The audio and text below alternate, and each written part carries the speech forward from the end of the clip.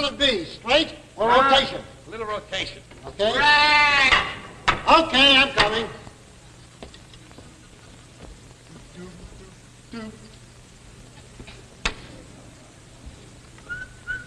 Now, what do you think you're doing? I'm gonna break him. You broke him last time. That was another night and another game. We'll toss to see who breaks. No, we won't toss. Whenever we toss, you always win. I'll choose you to see who breaks. All right, crybaby. We'll choose to see who breaks. I take evens. Just for that, I'll take odds. 1, 2, 3. Odds, I'm winning. Wait a minute. You're supposed to stick your hand out the same time I stick mine out.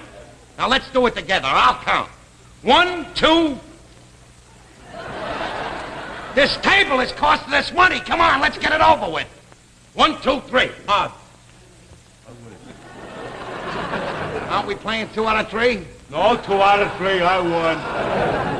All right, Sawhead, but remember, cheating shows. Nothing. That's the way I played it.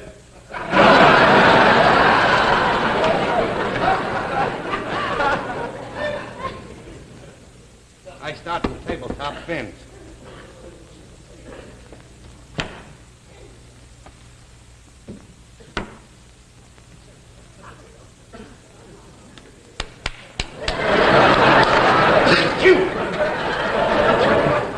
What are you doing? My hands are sticky. Will you just stand still? Don't move a muscle while I shoot. Now what's the matter? I think I'm going to sneeze again. I don't want to spoil your shot.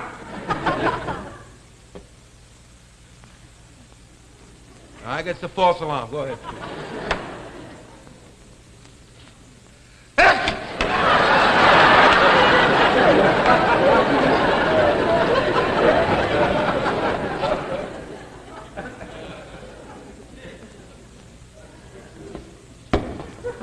Ow!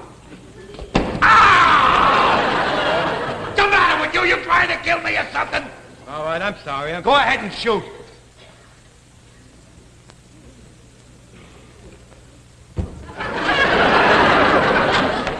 Try to keep 1 foot in the pool room if you don't mind. Hey, fellas, a guy named Eddie Norton around here? What? Yeah.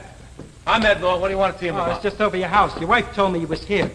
The uncle from Altoona, Herman, told me to say hello when I come in town. Oh, yeah? My name's Dynamite Moran. Dynamite Moran. Hey, my Uncle Herman wrote me about this guy. Oh, Dynamite Moran. His uncle says you're pretty good. My name's Cramden, Ralph Cramden. I'm his best friend. I'm a fighter.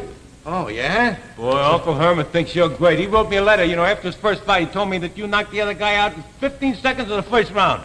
15 seconds of the first round. Did you have any other fights? Oh, just one. I knocked the guy cold in 12 seconds. In 12 seconds? That must be some kind of a record, isn't it? I don't know. I beat that record when I was in the Navy. Who did you ever knock out in less than 12 seconds? Myself. Before the fight, I fell off the scale in the dressing room. I was unconscious for about 15 minutes. How could you tell? Well, what are you doing in New York? Well, I figure I'm about ready for the big time, so I come in here for a couple of fights. Oh, well, who are you going to fight? Well, gee, I don't know just yet. You see, first I got to get myself a manager. Then he'll get me to fight. I got to get myself a good manager. A guy who believes in me. A guy who knows I really can fight. Why don't you get the guy you knocked out in 12 seconds? Well, I got to get somebody. That's for sure. And the guy who gets me is getting the next champ. Boy, I can hardly wait to step back into that ring. Hey, look at the way he moves, Ralph, like a panther, huh? He reminds me of one of the greatest street fighters I ever seen. Who's that? Trixie's mother. Never mind Trixie's mother. I still can't understand it. How is it possible to knock a guy out in 12 seconds? Well, let me show you, huh? You be the other guy, huh? Okay, now, put up your hands. No, like a fighter, huh? Yeah, well, that's something like it anyway. See, I come out of my corner like this, see? And I come up to the guy, and I throw a little left jab like this. And then I put back my right hand, and then... Murder him, Dynamite! Shut up! Come on, you chicken. What do you mean, chicken? I lasted longer than any other guy he fought. Maybe I should read about my fights now. I got a little clippings here. Boy, oh boy, you must be some fighter. That's an obituary column. No, it's on the other side.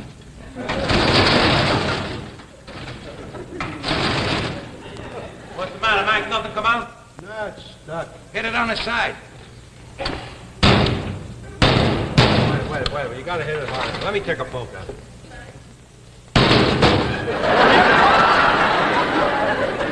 So good. Wait a minute, fellas.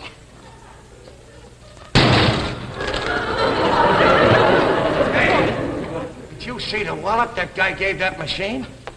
Lucky it wasn't a Pepsi-Cola machine. We'd all be drowned.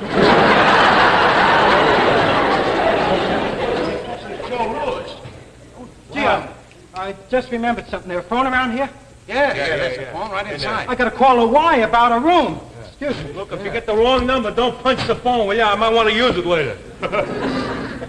Hey, did you see that guy hit that machine? Oh, yeah, he really packs a wallop. I'm telling you something, Norton. That guy's gonna make a fortune in the ring. He can make even more money punching cigarette machines.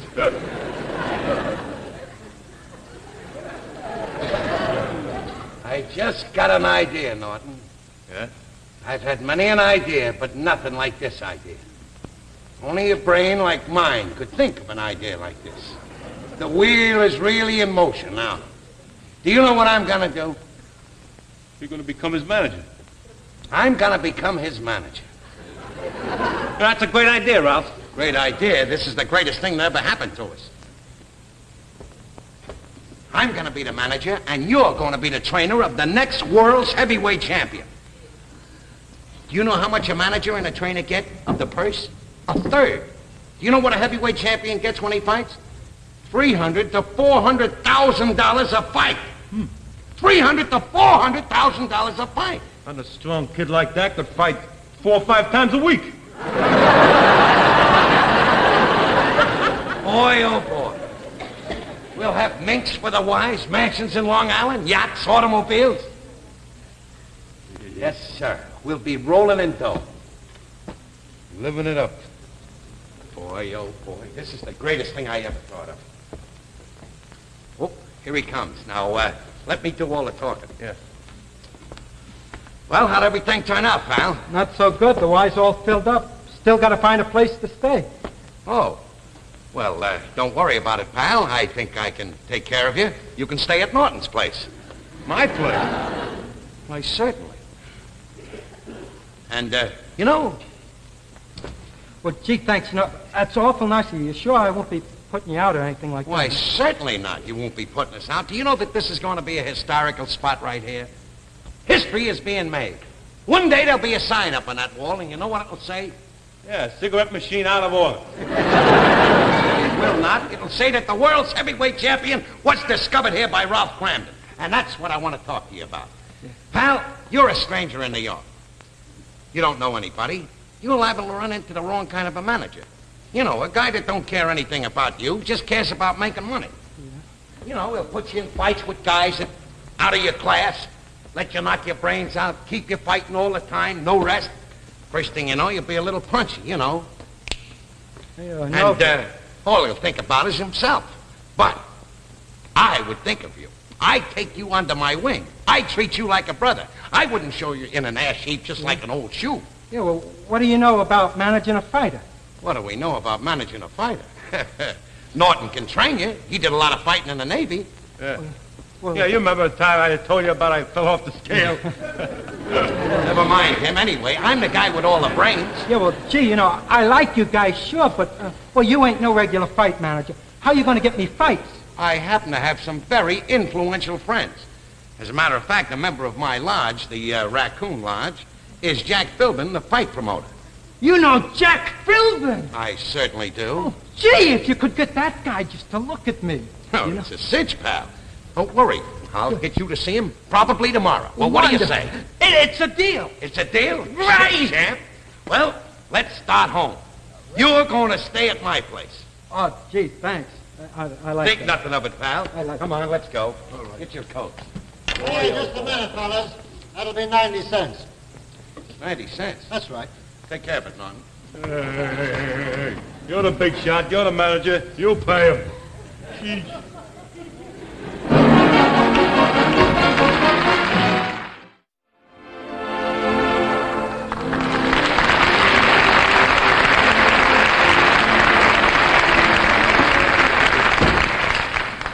Hi, Alice. Oh, hiya, Trix.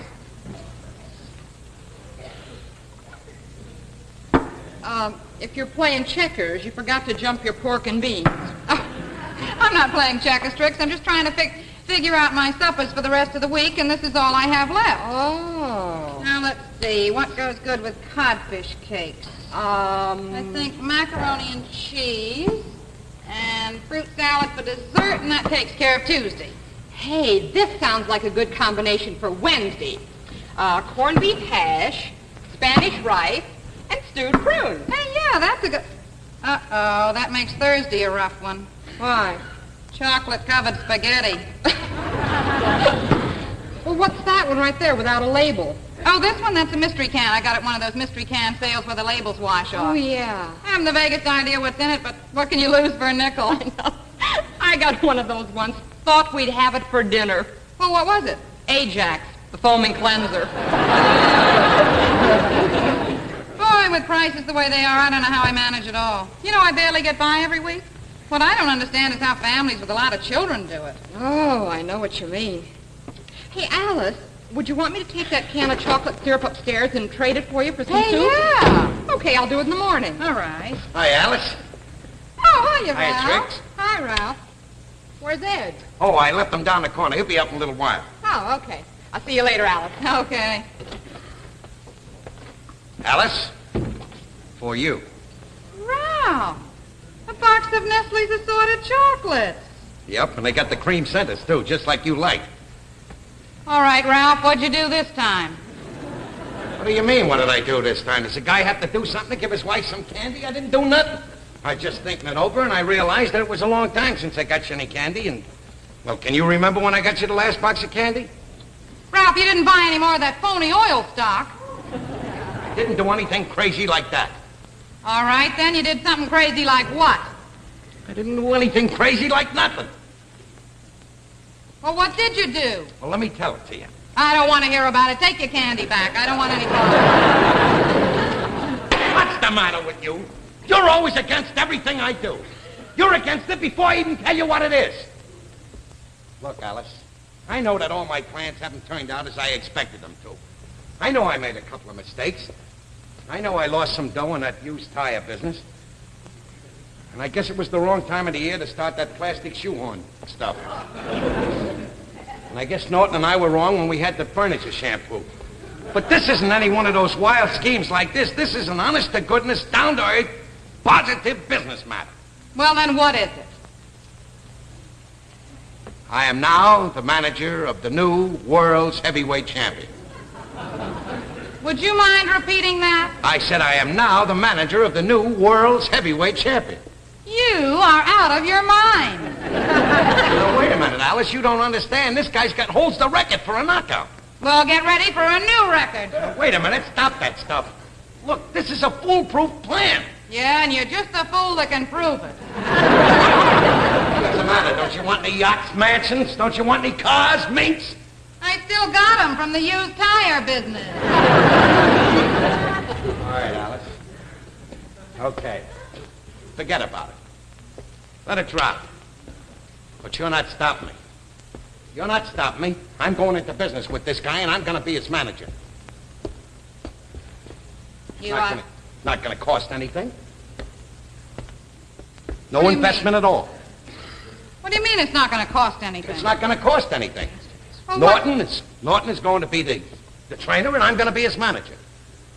Yeah, but It's a what... chance to make some real dough. You're always yelling and screaming about living in this joint and scrimping pennies. This is our chance to make great dough and get out of here. Yeah, I know all of that, but what's going to happen to your job while you're doing all of this? It's not going to affect my job. I'll train him in the morning before I go to work, and then when I come back at night, I'll get him jobs to fight at. It's not going to cost us a cent.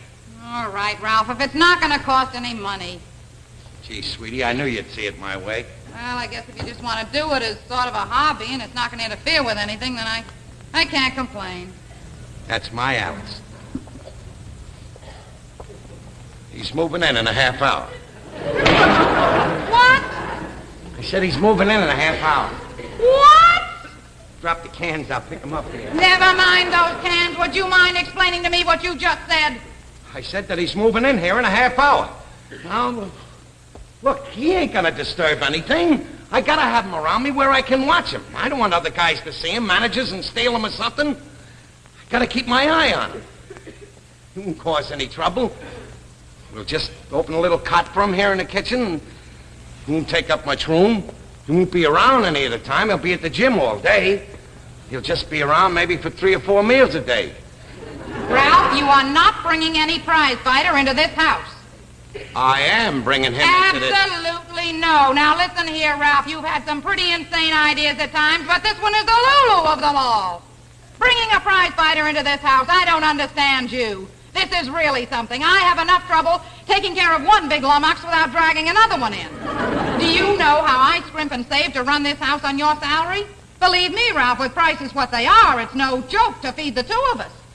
Now, let me tell you something. $60 a week is no fortune. And I want to tell you that if you spend as much time and attention on your job as you do with these crazy schemes, maybe you'd make more than $60 a week. Will you shut up with that $60 a week? Do you want all the neighbors to hear about my salary? $60 a week! $60 a week! $60 a week! You want to make it public? I'll make it public. I'll make it public. I'll make it public. This is Ralph Brandon. I make $60 a week. Are you satisfied? Now you listen to me. All my life I've wanted to be something in the sports world, and I'm going to be it, see? Regardless of what you had to say. I wanted to play baseball, but I was too slow. I wanted to play basketball, but I was too short. I would have given my life to be a jockey, but I was a little too heavy. A little too heavy? You're too fat to be a horse.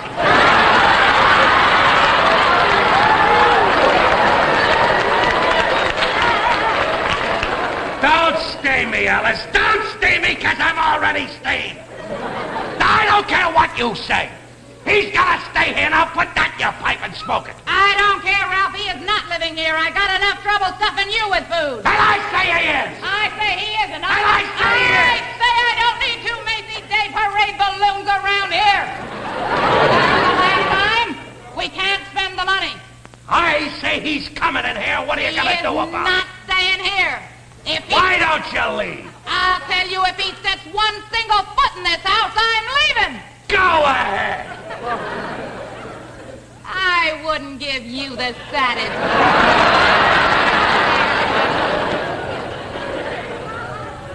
I'm not asking you anymore. I'm telling you that he's coming in here. Do you realize that a house is a man's castle? And in this castle, a man is a king. I'm a king here in this castle. You're nothing but one of my subjects. So you better do what I say, because I am the king. Shut up. Alice, he is going to stay here. He is not. And I say he is. One of these days. One of these days. Pow! Right in the kiss. Now, that dynamite be nice to him. Oh, yeah? I'm going in the bedroom.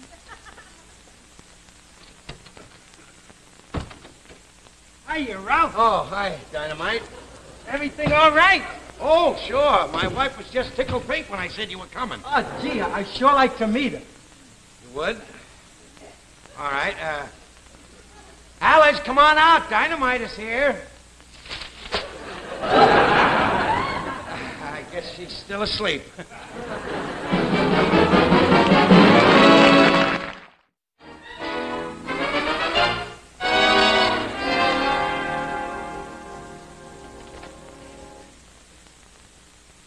How do you do? Yes. I called up earlier this morning about an appointment with Mr. Philbin. I'm Ralph Cramden. Oh, yes, I remember. Certainly. Mr. Philbin will be back in a few minutes. Why don't you take a seat over there? Yes, ma'am. I'm a fight manager. Yes, you told me on the phone. I manage Dynamite Moran. Oh, really? Is he the only one in your stable? Stable? Yes. Hey, Ralph, she must have seen your apartment. Where's that? My wife, myself, and Dynamite there. Yes, of course. Well, I have some work to do in my office. Mr. Philbin should be back shortly. Thank you. Well, all I can tell you is that Philbin better give our fighter a fight. I got to get back some of that money. What do you think I spent for boxing equipment alone this morning? $40. I never saw anybody eat like this guy. Nothing but steaks. 5 times a day he has steaks. Alice is ready to blow a top. Things got so bad last night I had to give her a piece of his steak. Well, you better watch your step. You don't want Dynamite to get sore at you. I'd rather take my chances with Dynamite than with Alice. I never saw a guy eat like he does. You know what he had for breakfast? 4 cans of frozen orange juice, a half a dozen fried eggs, a pound of bacon, a stack of toast like that. Then he had a steak and 6 cups of coffee. Hey, you know something? Maybe we better not get him a fight. The exercise was liable to increase his appetite. Don't worry. If we get him a fight, we're in clover. We'll be rolling in dough. I'll get him a fight if I have to beg this guy, Philbin. Now, that's exactly what we don't want to do. We don't want to let him know that we got to have this fight. We got to make him think that we're doing him a favor by letting our boy fight for him. The main thing is don't show that we're anxious. Oh, okay, I got you. Boy, oh, boy. We blew something. What? We should have got him cigars. Hey, listen, you gotta give our boy a chance. He's eating us out of house and home, and besides, we need the money. He's great.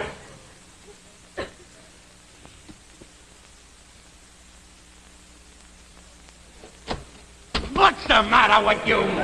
If that had been Jack Philbin, we would have been dead. I told you the main thing is not to appear anxious. Okay. Now let me do all the talking. Okay. We should have brought him some cigars. Well, there. We'll take a few out of here, and when he comes in, we'll give them to him. What are you taking 4 for? One for you, one for me, one for him. What's the extra one for? Well, if he's a real nice guy, I'll give him one when we leave. Put it back in there. Now remember, let me do all the talking and don't appear anxious. Good afternoon, gentlemen. Oh, how do you do, Mr. Philbin? If you think we're anxious for you to get us a fight, you're crazy.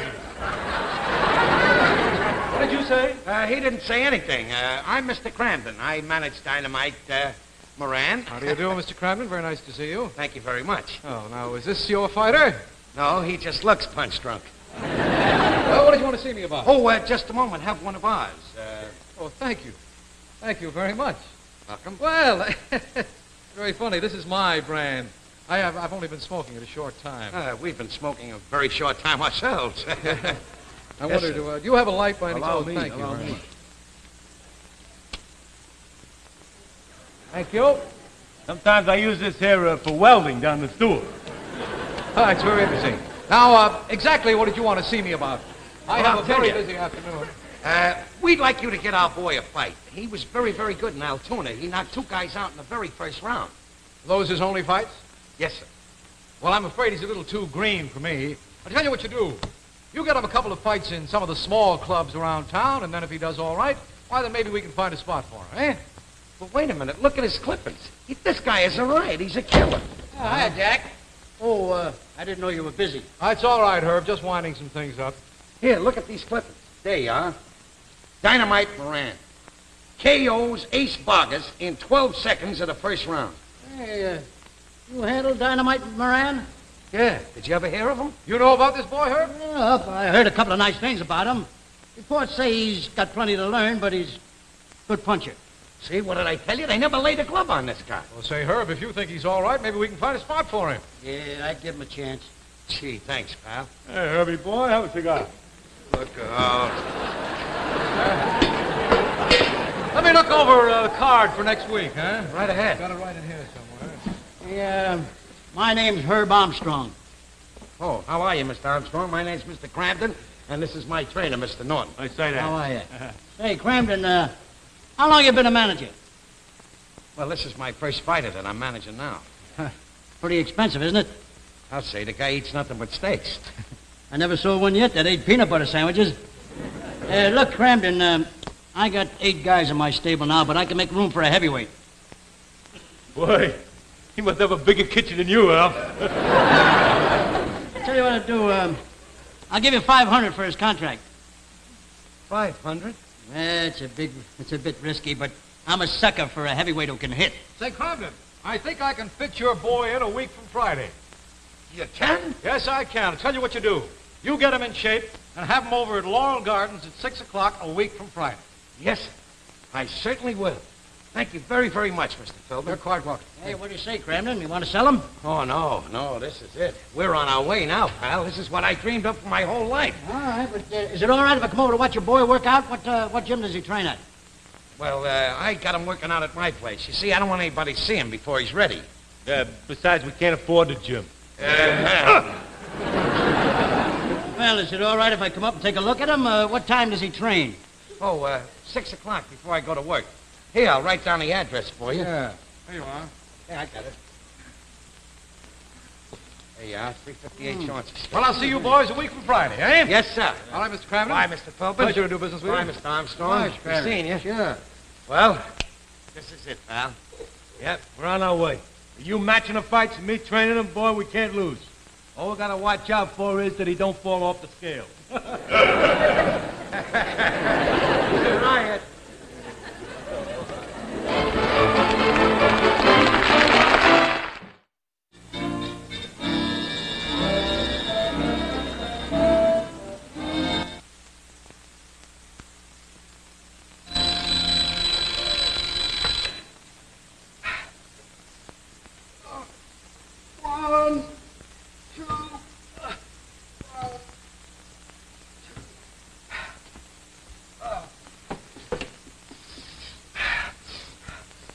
One, two, 1, 2. Hey, wake up, boss. It's 5:30 already.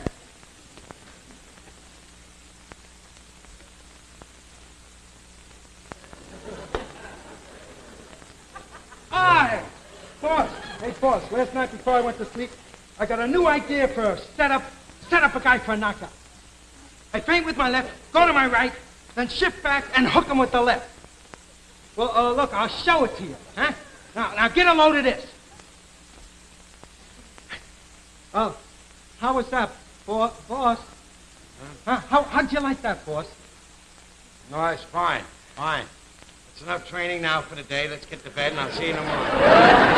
Oh, boss, it's the morning. I got a big fight coming up. I got to train. Oh, look, why don't you throw a little cold water in your face? It'll wake you up.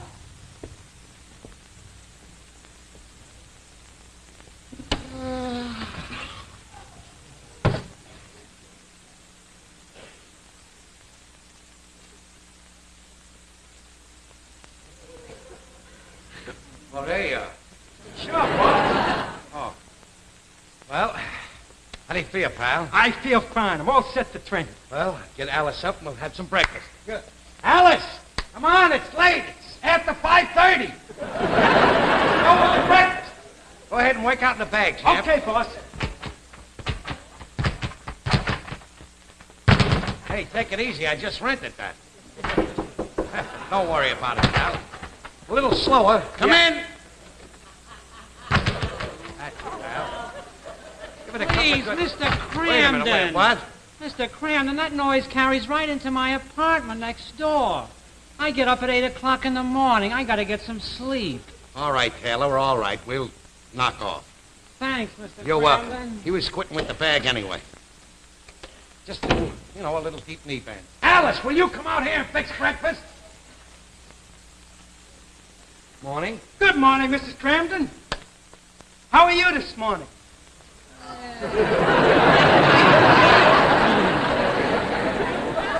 Well, get breakfast ready, honey. Here, work out with the rope for a little while. Okay, boss. There he goes. You're supposed to hold it on both sides. In Altoona, we didn't do this. Oh, I see. Oh, go in and get dressed, and I'll get you breakfast. All right, come on, pal. Put your workout clothes on. Yes.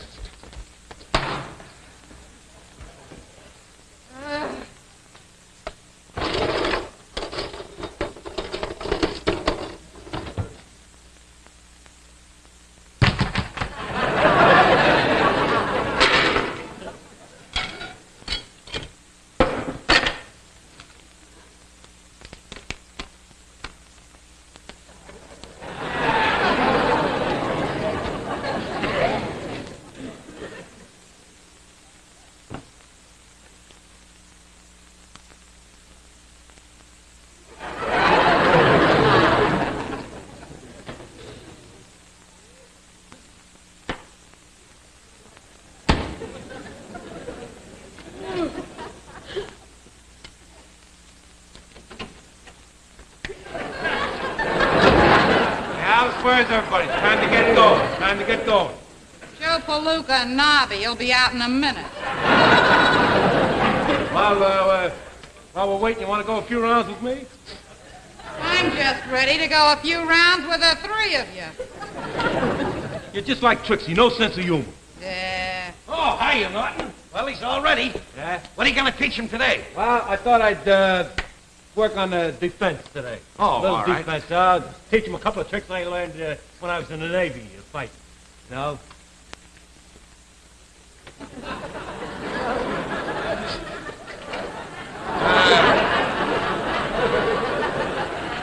Why do you keep swaying from side to side? I couldn't help it. The ship was always rocking. Another little thing, a little approach. It's a little different that I'm going to teach him. What's the idea of crouching so low? Well, when I get hit, I don't have so far to fall. Pay any attention to him. Go ahead with the bag.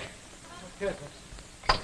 Well, better hurry up with the breakfast. Dynamite's working up an appetite. Shut up. Come in. Please, Mr. Cramden, I asked you before. I'm trying to get some sleep. Look, Taylor, this is my apartment, and I'll do what I please in it. Now get out. Listen, Ralph, you better be careful. We're going to get thrown out of here. So what if we get thrown out? After he gets a pipe, we'll be rolling in dough. We'll move out of here anyway. Yeah. Hey, let's toss the old medicine ball around a bit. Hey, that's a good idea.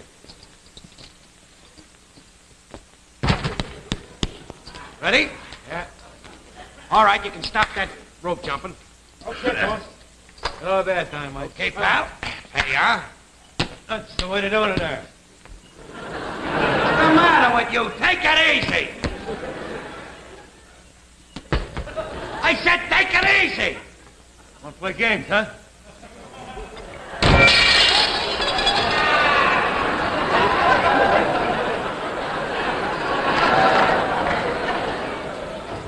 No, you didn't. You busted the window.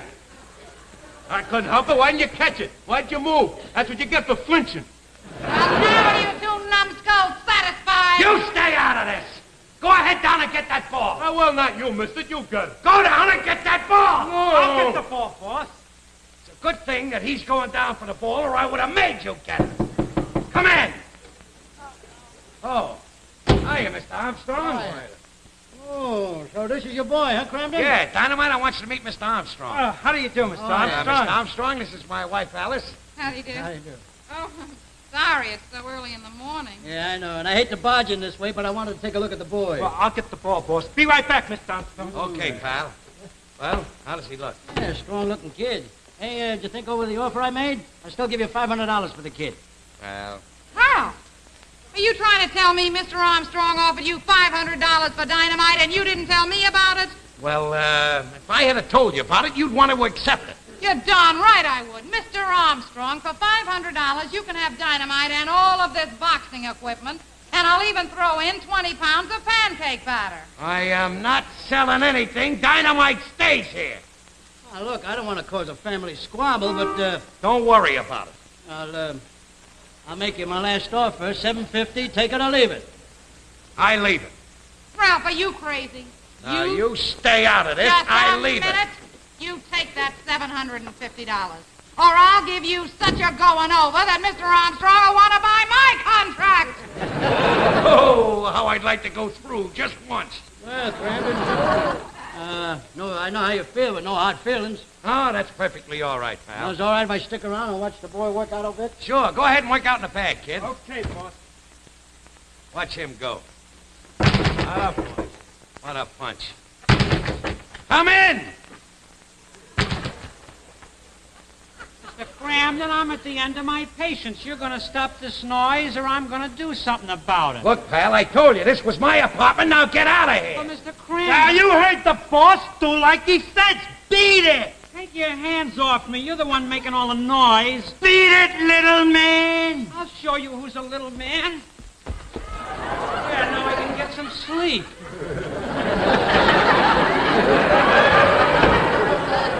Dynamite, quit kidding and get up. Save your breath. This boy's out cold. Hey, help me get him back to a chair here. Dynamite? Yeah, I've seen these things happen before. This kid's got a glass jaw. He's got a glass jaw. Best thing for him to do is to quit fighting. Yeah, well, he's coming around now. Well, I gotta go. Goodbye, Mrs. Cramden. Oh, what hit me? Nothing, kid. Go in the bedroom and take a cold shower. Norton, help him out. Yeah, come on.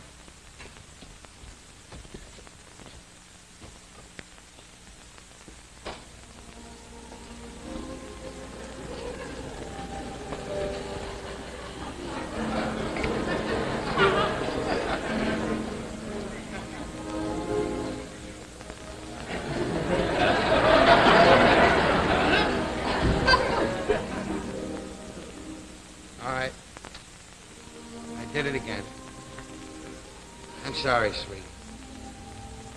Guess I'm always looking for those minks, and the cars, and the mansions, and the yachts. I only want them for you. Forgive me?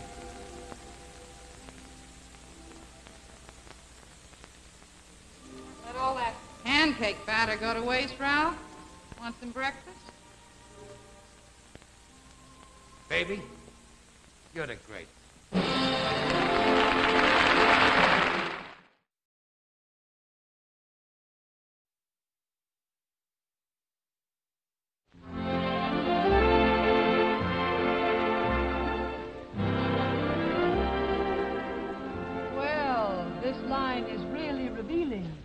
You're certainly going to have a large family. 8 children. Well, Mary, you've only got one more to go. Oh, pardon, Madam Zelda. I'm sorry, that's all I see. Well, come on, Trixie, you're the last. Oh, okay. Now, remember, girls, not a word of this leaves this room. Do you prefer palm reading or cards? I think, cards. Now, cut the deck into 3 stacks. Hand me the stack of your choice.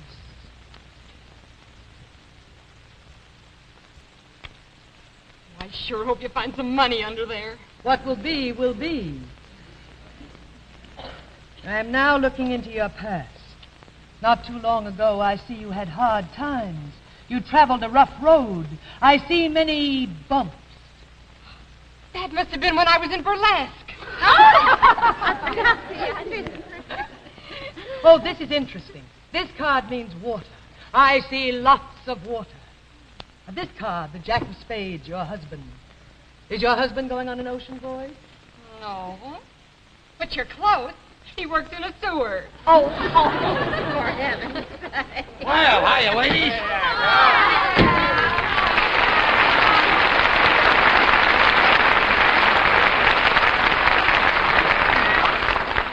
I want you to meet Madam Zelda. This is my husband, Ralph Cramden.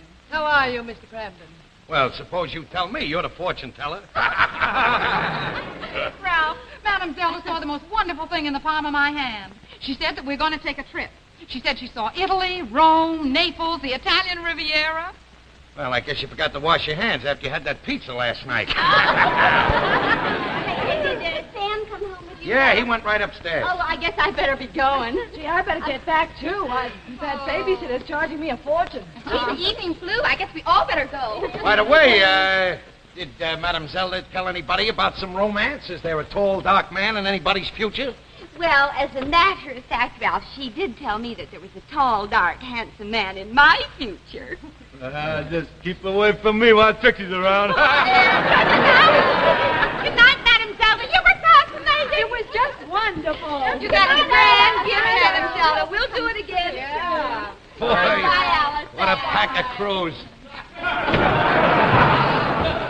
Well, I hope you were satisfied, Mrs. Cramden. Oh, more than satisfied, Madam Zelda. You made the evening a huge success. Just a minute now. Here. Thank you very, very much. Before I leave, I'd like to wash my hands. Oh, certainly. I'll get you a clean towel. Here you go. It's right through here. Thank you. Well, how much did that bit of hocus pocus cost the club members? $3 apiece. $3 a piece for that phony? Shh, Ralph, she'll hear you. And besides, she's not a phony. Madame Zelda was simply wonderful. Are you kidding? $3? You could have found out the same thing in a Chinese fortune cookie and had enough egg foo young left over for 10 people. You mean to tell me that you go for that mumbo-jumbo? I'm telling you, every one of those dames is a phony. Wait a minute. You can't be too sure, Ruff. You can't be too sure. I went to a fortune teller once. You know what she told me? She says, I wasn't meant for the world of business. I got a scientific mind. And she said that someday I was going to become a doctor and become very famous for inventing some kind of serum. That proves it. They're nuts. Give it a chance. Give it a chance. I'm young yet. Come on. You better get some sleep, Dr. Kildare. You got a tough day in the sewer tomorrow. Don't get wise, Trixie. Don't get wise. So the next time you have your fortune told, you won't have to look at your hands. You'll be able to read the bumps on your head. Good night, Alice. Night, Rick. So long, Ralph. I'll see you tomorrow. Pal. You know what? You got a big mouth. Well, how about a cup of coffee before we go to bed, huh? Yeah, and if you got any sandwiches left, I'll have them, too. Okay. You know something, Ralph? I think it's absolutely amazing what Madame Zelda can tell just by looking in the palm of your hand. You're kidding, aren't you? You don't really believe that stuff she dishes out to you. They're real phonies. Oh, wait a minute, Ralph. Madame Zelda happens to be very good, and she's proven it. I want you to know something. The only reason we got her was on account of Blanche, you know. Last August, she told Blanche that she was going to be married within a year, and she was. Believe me, Blanche's father had more to do with it than she did.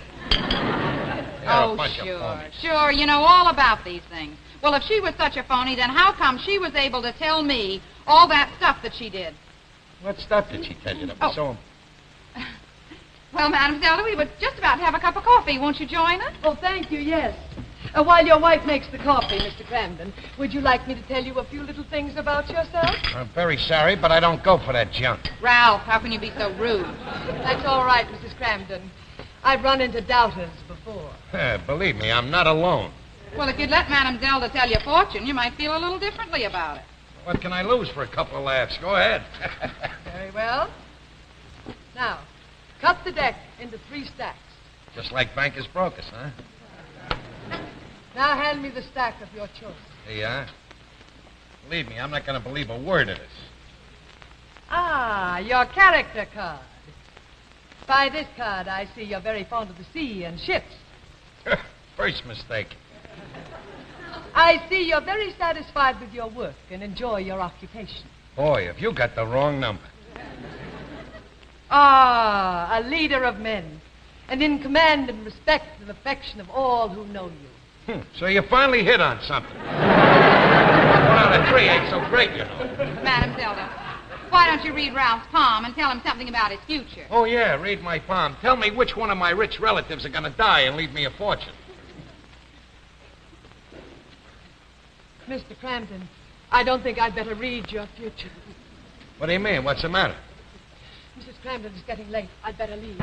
Madame Zelda, you haven't told me Wait anything. a minute. What's in my hand? You just saw something in there. I'd prefer, if you don't mind, not to continue. Good night, Mrs. Cramden. Thanks for everything. Yeah, but wait a minute here. I wonder what she could have seen in your hand. Yeah. I told you she's one of those screwballs. There's nothing to it. They're all phonies. I don't know about that, Oh, forget Ralph. about it. I got to drive a bus in the morning. I got to get some sleep. Oh, all I'm going right. to bed. Well, I'll just clear up these dishes, and I'll be in a minute. Okay.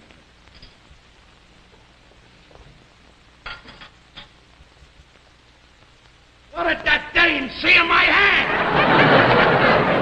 She must have saw something. It must have been something bad. Look in there and see what it is. I can't tell, Ralph. I'm not a fortune teller. Well, it must be something bad, or she would have told me what it was. Oh, it's probably nothing. Forget about it. Why do you say probably? All right, then, it's nothing. Look, Ralph, I don't understand you. Aren't you the one who just a little while ago was saying that you wouldn't believe anything that a fortune teller says? That's just it. I don't believe anything a fortune teller says, but she didn't say anything. I gotta find out what this is, or I'll go nuts. Well, it's nothing serious anyhow. Now, why don't you go to bed and get some sleep, and you'll forget about it by morning. By morning, maybe whatever it is will happen during the night. This is all your fault. If I don't get any sleep, it's all your fault. You and those dames had to invite a fortune teller over here. Why didn't you hire somebody sensible for your club meetings like the last time? Like the yogi who told you how to breathe. This is all your fault. I didn't want to have my fortune told in the first place, but you insisted. Let her read your palm. Let her read your palm. If I don't get any sleep, it's your fault. Shut up. Maybe I will shut up, Alice, for a long, long time. Oh, don't get so dramatic about it. She didn't mean anything like that. And maybe you were right, Ralph. Maybe she is a phony. What do you mean, a phony? Didn't she tell Blanche that she was going to get married in a year from now? Those are facts. Now, listen, Ralph, if you're going to get so upset about this, there's only one thing for you to do. Tomorrow, after you're through work, you go over and see Madame Zelda, and she'll tell you it's nothing. That's what I'll do. All right, now can we go to sleep? All right, I'll go over there tomorrow. You can tell me what's in here.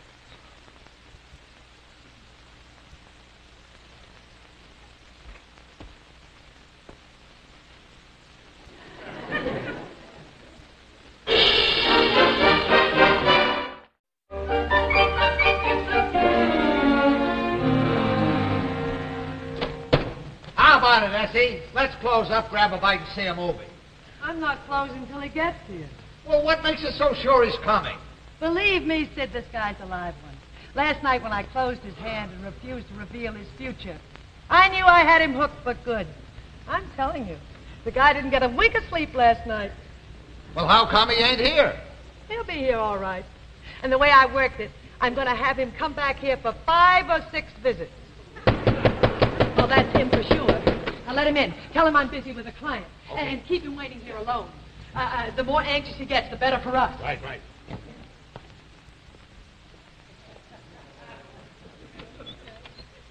Yes? Can I see Madame Zelda, please? Madame Zelda is very busy. But I gotta see her right away. See, last night she saw something in my palm, and I gotta find out what it is. Well, you'll just have to wait a few moments. It might be too late. He's liable to drop dead any minute. Will you shut up? Well, that could be it, couldn't it? Look, pal, I gotta see her right away. Well, I'll do what I can, but Madame Zelda cannot be rushed. Ralph, look, Madame Zelda's going to be busy. Why don't we just go home, get something to eat, and then come back? I'm starved. I can't eat. I'm going nuts. Will you stop getting yourself in such an uproar? These fortune tellers aren't always right, you know. I talking to a fellow once, he went to a fortune teller. You know what she told him? She says, you got 6 months to live. Oh, boy, was she wrong. The guy didn't die in 6 months? Of course not. It took him a whole year. What are you telling me things like that for? To keep your spirits up. That's what friends are for. You are a mental case. Wish I knew what this means. Hey, wait a minute.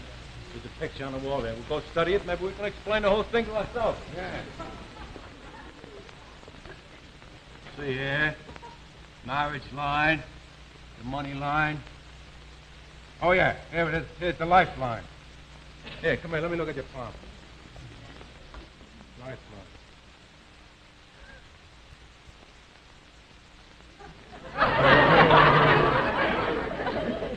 What did you do that for? No use, Ralph. I don't know the first thing about reading palm. What are you trying to do? Scare me, Stiff?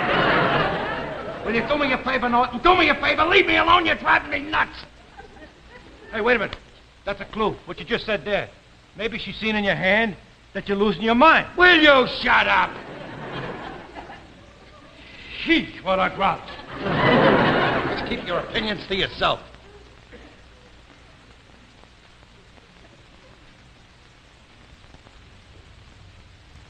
Hey, Rob. Good for duck fins, huh?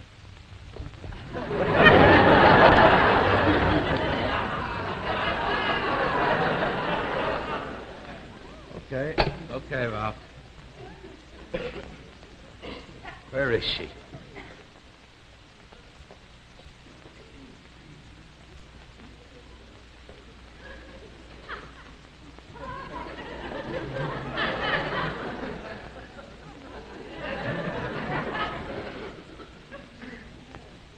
I got them all, Ralph. That's what you think.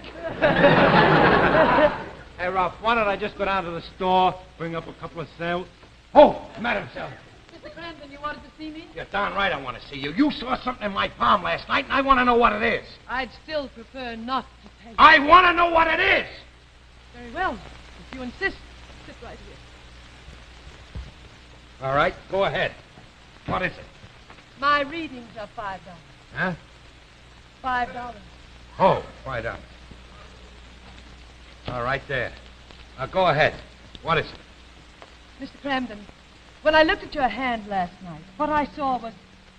Yeah, go ahead. Are you sure you want me to go on with it? Will you go ahead and tell me what it is? It's all right here in this line. Well, will you please tell me what's in the line? Is it all right for me to speak in front of your friends? Certainly it's all right to talk in front of them. I'm not going to die, am I? No, Mr. Cramden. You're not going to die. Did you hear that, Norton? I'm not going to die. You mean never?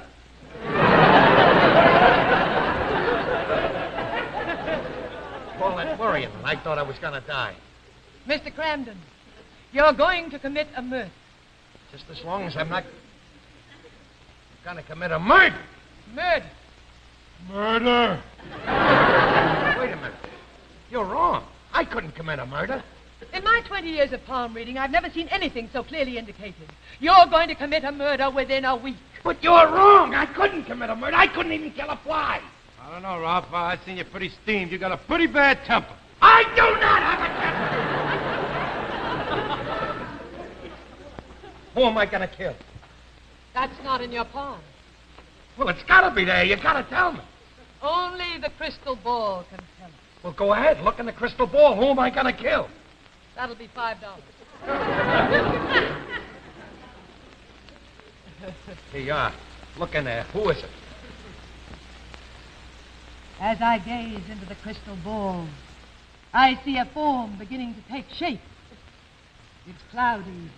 Cloudy. Ralph, who do you know that's cloudy? You stay out of this. Who is it? Who is it? The image will not come through. Well, make it come through. Oh, I'm sorry, Mr. Cramden. I can go no further today. Tomorrow, perhaps. But wait a minute. You got to tell me who it is. Maybe I can stay away from him and I won't kill him. I can do nothing until tomorrow. Until then, goodbye. But wait a minute. Madame Zelda. I got to find out who I'm going to kill or I'll go nuts. I got to come back here tomorrow now. I got to come back tomorrow. I've been thinking. You keep coming back here a lot of times. It's going to cost you a lot of money. Who thinks of money at a time like this? That's all right. You're going to need it, and you're going to need plenty. It takes a lot of money to hire a pretty good lawyer to beat a murder rap.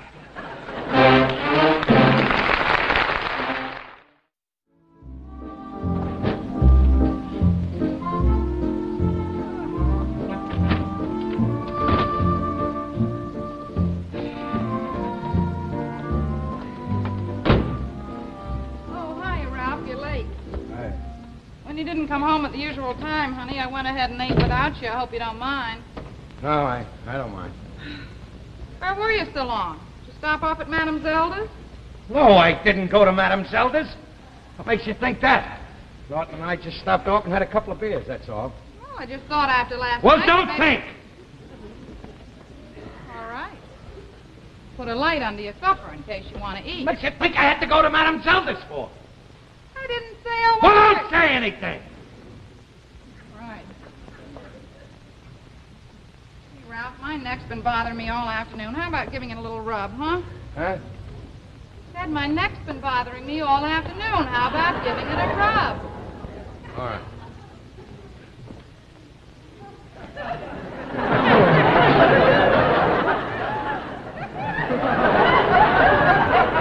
ahead, Ralph.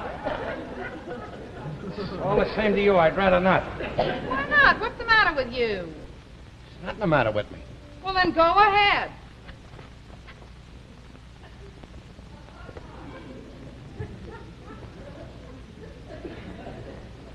That's it, but a little harder, Ralph. Harder. Not that hard! You're trying to kill me! Don't say it! Don't say that! What's wrong with you tonight? Nothing's wrong with me. Does always something have to be wrong with me? Is that what you gotta have something wrong with me all the time? Come in. Oh, hi, Alice. Say, I'm making baking a cake, and I'm a little short on sugar. Can you help me out? Oh, sure, Mary. Okay, hello, Ralph. Certainly is getting warm out. Oh, Alice! Yeah? Guess what happened to Estelle today? What?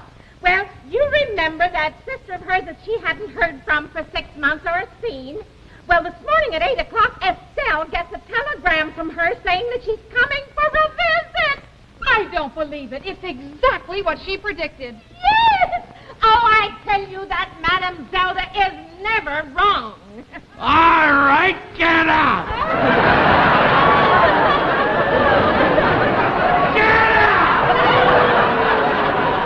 Well, goodbye, Alice. Oh, you poor thing.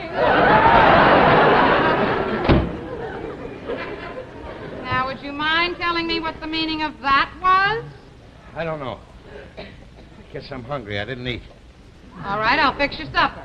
Don't bother. I'm not hungry. But you just said... All right, then. Fix it. All right, I will. Here, cut some bread.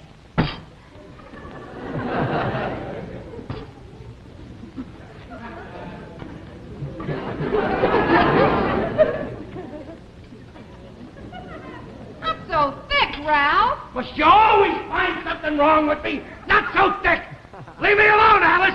Leave me alone.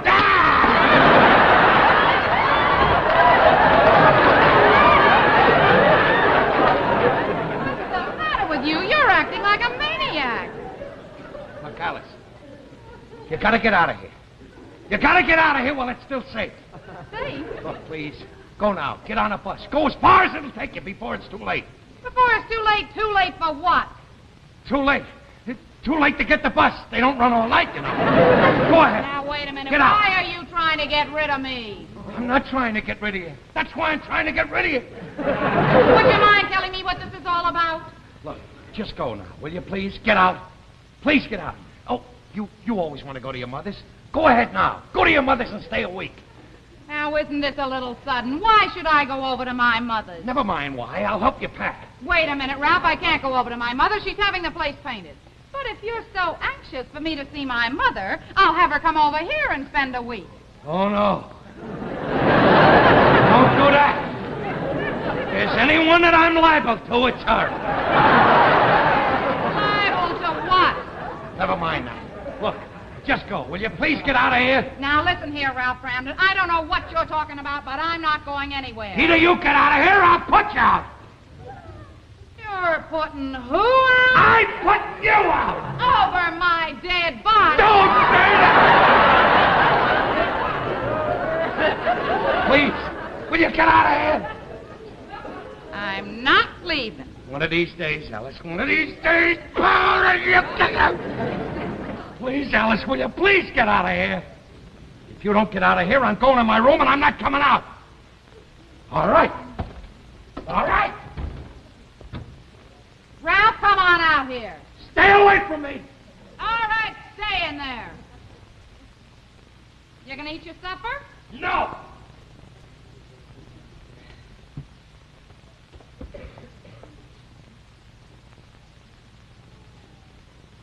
Alice, for the last time, I'm asking you, are you going to get out of here? Oh, leave me alone. I'm trying to find the ketchup top. All right, Alice. All right. You never believe me.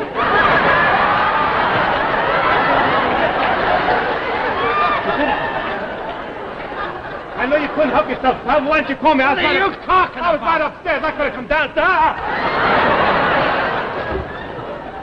I thought you wouldn't choke. Will you shut up?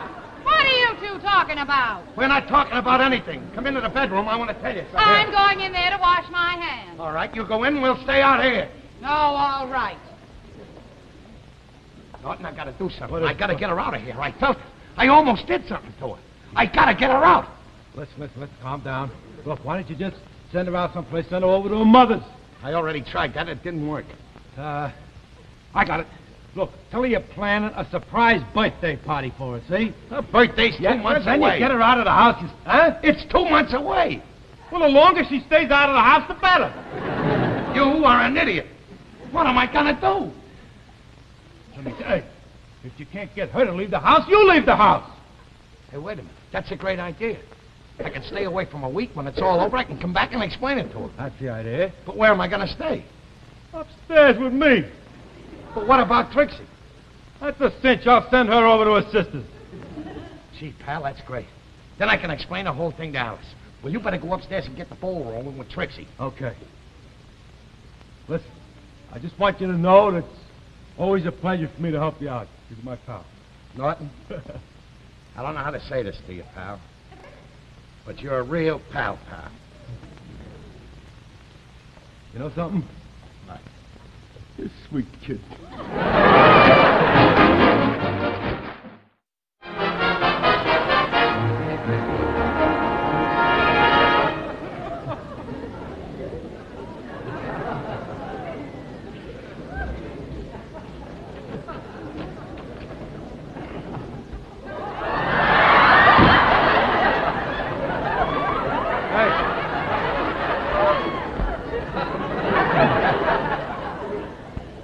Get undressed, relax, get a little sleep. I can't sleep, Norton. I'm too nervous. Besides, I don't want to even get undressed. I'll just lay on top of the bed. I can't take the brace off anyway. The doctor says it's too soon. Well, that's all right, just as long as you lay down, that's all. Hold it, wait a minute. This is my thing. That's yours over there. All right, pal. You know, I can't believe this is happening to me. It's all like a nightmare. Will you relax? Rest is the best medicine in the world. You got me here, I'm watching over you. You got nothing to worry about. Just relax. Rest. You're a pal, Norton. All right. Well, good night. Night.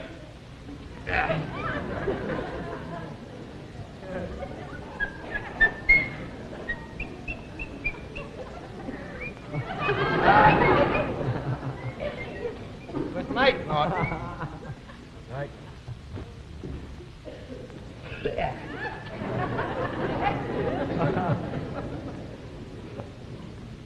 Hey, Ralph, What is it, Norton? I just got to thinking. Maybe you're a little hungry. You want a snack? Nah, I'm not hungry. I don't want to get up and go into the kitchen. You don't have to get up and go to the kitchen. I keep a few little things in here.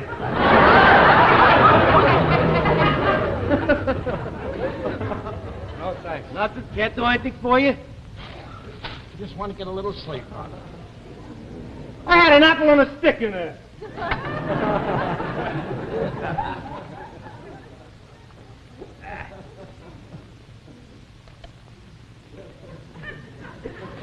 You take it a little easy, Norton. I'm trying to sleep. Sorry, that's crinkly and that's good. You sure don't want nothing? I said no.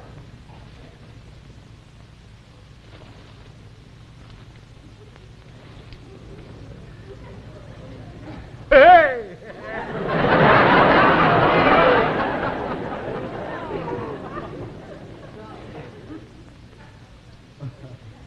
What did you go hey about? Go, Donald Duck.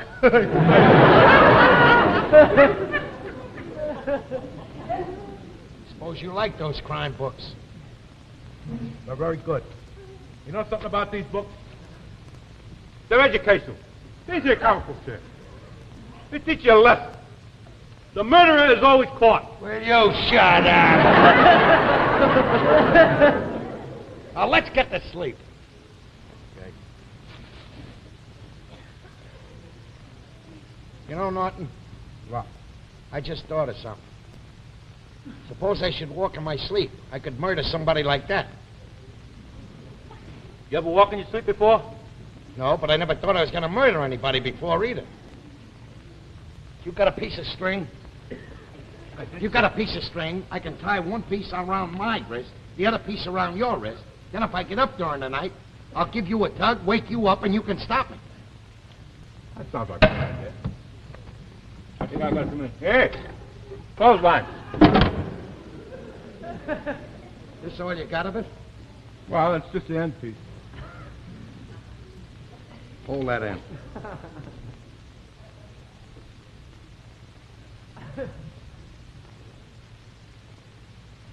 Now what?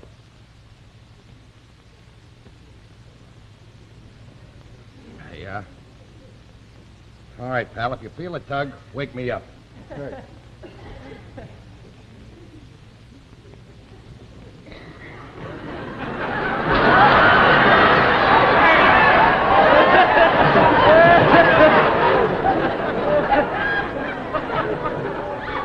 Let's try it this way.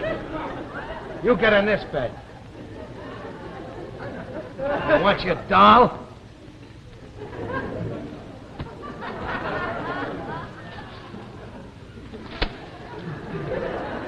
Good night, Norton.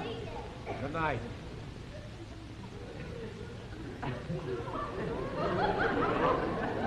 Norton, let's just sleep on our backs. All right, Ralph. Don't have to get sore.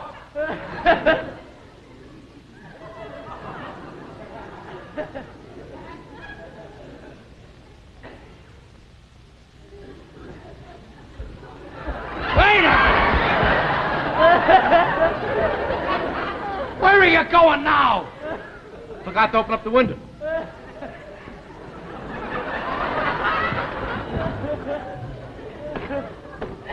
Do you have to open it that wide? You don't sleep in a sewer. I don't want it open that wide. I want it open that wide. You're forgetting that I'm your guest. Show a little manners. All right. Now shut the window.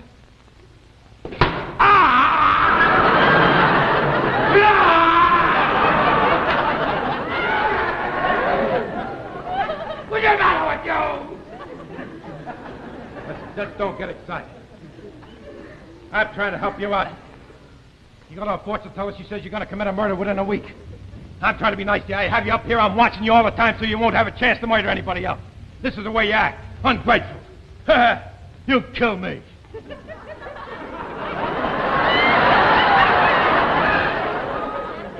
I'm getting out of here. Now, wait a minute, Norton. I'm getting out of here. Now, wait a minute, pal. Wait a second, Norton. Norton. You're my old pal now. Stay back, Ralph. But, pal, don't leave me alone.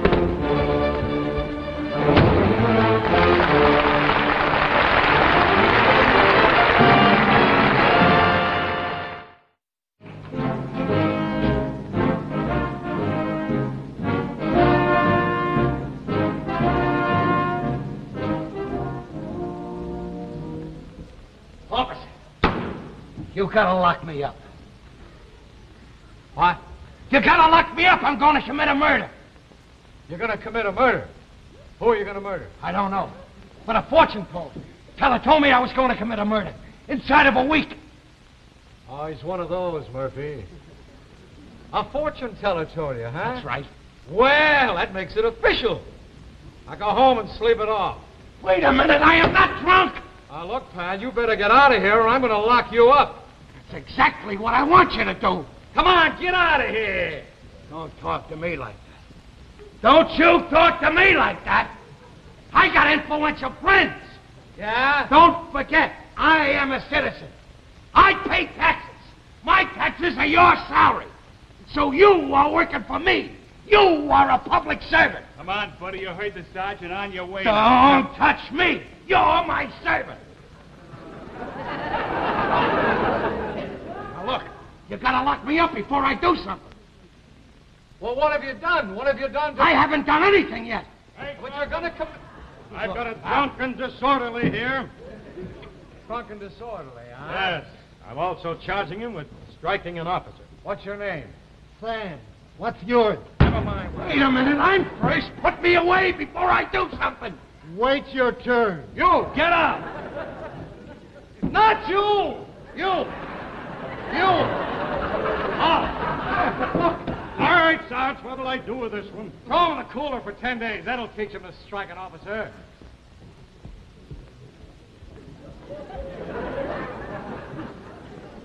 Aha. Wait Wait a minute. I told you to get out of here. I know, but I got something to do first. Murphy. Hey, wait. All right, wise guy, you're getting 10 days for that. Gee, thanks, pal. Thanks. Now, wait a minute, Murphy. Take it easy. He's just a screwball. We'll take care of him. Gee, thanks a lot, pal. You'll never regret this. Check his identification and then book him. Come It's all on, right, you. Murphy. I'll take good care of you. David, Well. So look who we've got back. Yes, Madame Zelda and her pal are going to be with us again. Madame Zelda, what are you doing here? I came to read the sergeant's palm. He won't make a move without me. What's the charge this time? Defrauding the public by running a phony fortune-telling parlor. You mean to tell me that she's not a real fortune teller? She's a phony? Hey, Sid. Mr. Cramden's sharper than we thought. By the way, chump, did you murder anybody yet? Come on, put it away. I can make out the report by heart. I'm not guilty. I'm not going to kill anybody. I can go home and explain it to Alice now and everything will be all right. Gee, thanks, pal. Thanks a lot, friend. Wait a minute, pal. You got 10 days to serve for striking an officer. You ain't going anyplace. But wait a minute, you're all mistaken. Murphy, take him away. But wait a minute.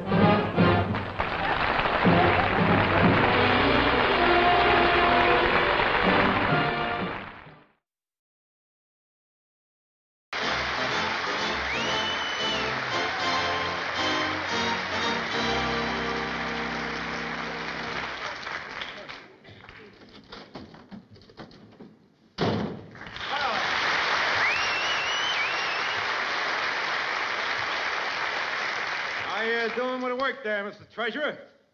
Fine. What are you doing down here? Oh, I told Trixie I'd pick her up here. By the way, is the Women's Auxiliary meeting over yet? Every 5 minutes, they're calling me to go in there and listen to one of their crazy suggestions. Well, what kind of suggestions they got? Oh, something about they want to put on a show and sell tickets, and that way the lodge can get money. Well, now, wait a minute, Ralph. That ain't such a bad idea, you know. Are you kidding? If the Raccoon Lodge put on a play, the only way they would make money is to let everybody in free and then charge them to get out.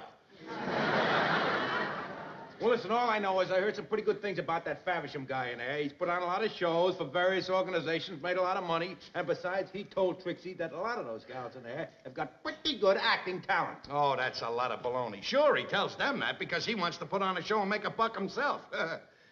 I went in there, though, and I made a little speech. I said, look, I'm the treasurer of this organization, and I'll take care of all the financial troubles. I have all the answers. I will solve all the problems. How are you going to do it? I haven't the slightest idea. I know one thing. If this lodge doesn't get some money soon, there isn't going to be a lodge. Did you hear what happened yesterday? What? The Acme Finance Company come in and took out the pool table. Day before that, they come in, took out the television set, the phonograph. The day before that, they come in and took out the piano. What are we going to do, Norton? Well, we could hold our meetings at the Acme Finance Company. I should know better than to discuss anything with you. I just got one question to ask you, that's all. I'd just like to ask you as a treasurer. I'd like to ask you this question. Why don't we have any money in the treasury? It boils down to one thing. Nobody will pay their dues. That's what I'm doing right now. I'm writing a strong letter to every member. Go ahead.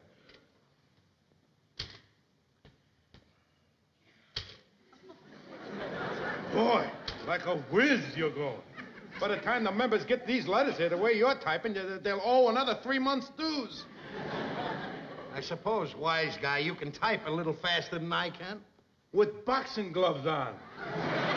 Here, tell me what to write. I'll dictate. All Go right, ahead. wise guy. You Sit down. I'll dictate. You type. Do it.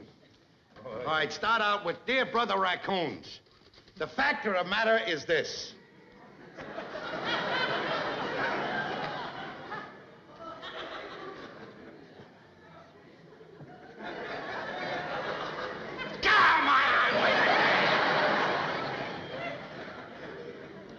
Brother Raccoons, the fact of the matter is... Come on. Where did you learn to type that fast? When I got out of the Navy, I studied typing under the GI Bill, and I happened to be the best in the class. Well, why didn't you get a job in the office instead of taking a job down the sewer? Well, I just couldn't stand the thought of being cooped up in a stuffy office, that's all. Dictate. My dear brother Raccoons, the fact of the matter is this. I need a strong line to start with, something that will grab their attention as soon as they pick up the letter to read it. Hey, how about greetings? Greetings? Yeah, the draft board did pretty good with that one. Never mind. I got a better idea. I won't send the letter. I'll call everybody up individually on the telephone. Pack this stuff up. Reverse the charges. Oh.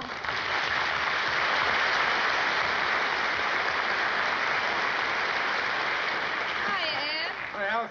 This is Mr. Faversham, Mr. Norton. How do you do? How do you do, Mr. Norton? Where's Ralph? Oh, he's out there making some very important phone calls to the members.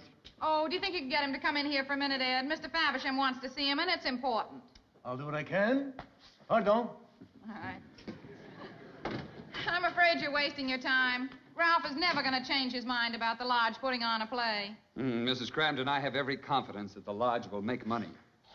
And in fact, I've thought of a way of convincing Ralph not only of becoming part of the lodge and not only of okaying the play, but being in it himself. Oh, you'll never get Ralph to be in it. Oh, I just saw him in action when he made that speech out there. He isn't exactly the shy, retiring type. No, I should say not. Just give Ralph a party in a room full of people, and he's the first person to do a hula with a lampshade on his head. But doing a play with a ladies' auxiliary is a different matter, you know. Well, I think maybe I can get him to do it. Well, I wish you luck. I don't know how you're going to do it, but you probably want to talk to him alone, so I'll go back to the meeting, and I'll keep my fingers crossed for you. Look, Mr. Faversham, if you're here to try to talk me into doing a play, it's out of the question. Out of the question. That is perfect. Perfect! What's perfect? The way you entered this room. The way you spoke those words. Mr. Cramden, you have great command. Why, Mr. Cramden, let me tell you something. For years, I've been looking for an actor like you. I've seen actors worked with them for years, and they don't even know how to make an entrance like that. That's so. Would you do me a favor? Would you go out and come in again and speak those same words with that same wonderful natural quality for me, please? If you want me to do it that bad, I'll be glad to.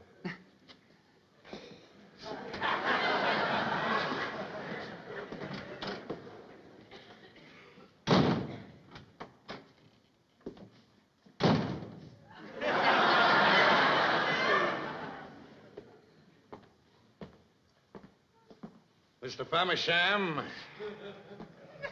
if you are going to try to talk me into doing a play, it is out of the question. Out of the question. Great. Simply great. I knew I was right. Mr. Cramden, you have a magnificent stage presence. And that voice. Mr. Norton, did you notice when he came in how his voice filled this room? I did notice that the room got a little crowded. I didn't realize the voice. You know, Mr. Cramden, it's hard for me to believe that you haven't had previous acting experience. Well, I have to confess, Mr. Faversham, I did appear on the stage before in the 1949 Frolics of the Bus Drivers. I played all the comedy stuff in the show.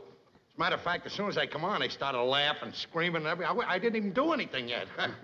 That ballet dress you had on didn't do you no harm. But of course, I realize you wouldn't be interested in a part in a wonderful play. It wouldn't change your decision. Oh, of course not.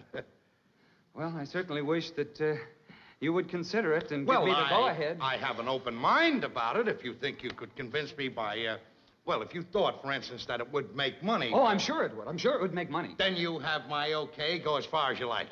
You won't be sorry, Mr. Cramden. Well, now, if you'll excuse me, I'll just tell the ladies the good news. Mr. Faversham, would you just stay there just for a second, please?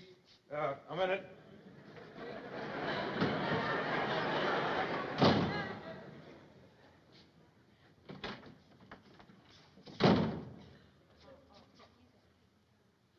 Mr. Faversham? If you have come to see me about a play, it's out of the question, see? No, wait a minute. What are you doing? I'm auditioning for a part.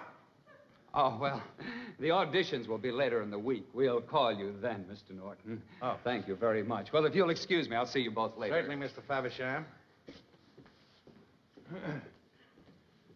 Hey, you know something?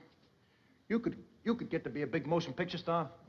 Oh, don't be silly. I'm only a bus driver. What do you mean, don't be silly, you're only a bus driver? You ever stop to think whether Gregory Peck, when they discovered him, he was an usher out there at the Radio City Music Hall? Kirk Douglas was jerking sodas? Then you realize in Clark Gable's first picture he was a bus driver? Boy, all I know is that someday I can say, I knew Ralph Cramden when. There's only one thing I want to ask you. Just speak to me when you're a big star. Norton, if there's one thing you should know about me after all these years, is that I'm not that type of person.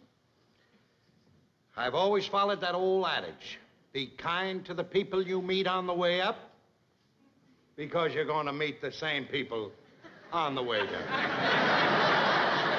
Boy, how true those words are, boy. Be kind to the people you meet on the way up, because you're going to meet the same people on the way down. Happens to me every day in the sewer. Come on.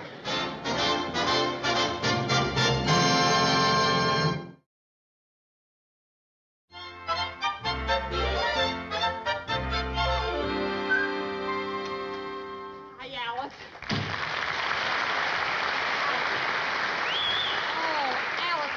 Wonderful news. The show tonight's a complete sellout. We just sold the last ticket. Oh, that's wonderful, Trix. Oh, I bet we even have standing room.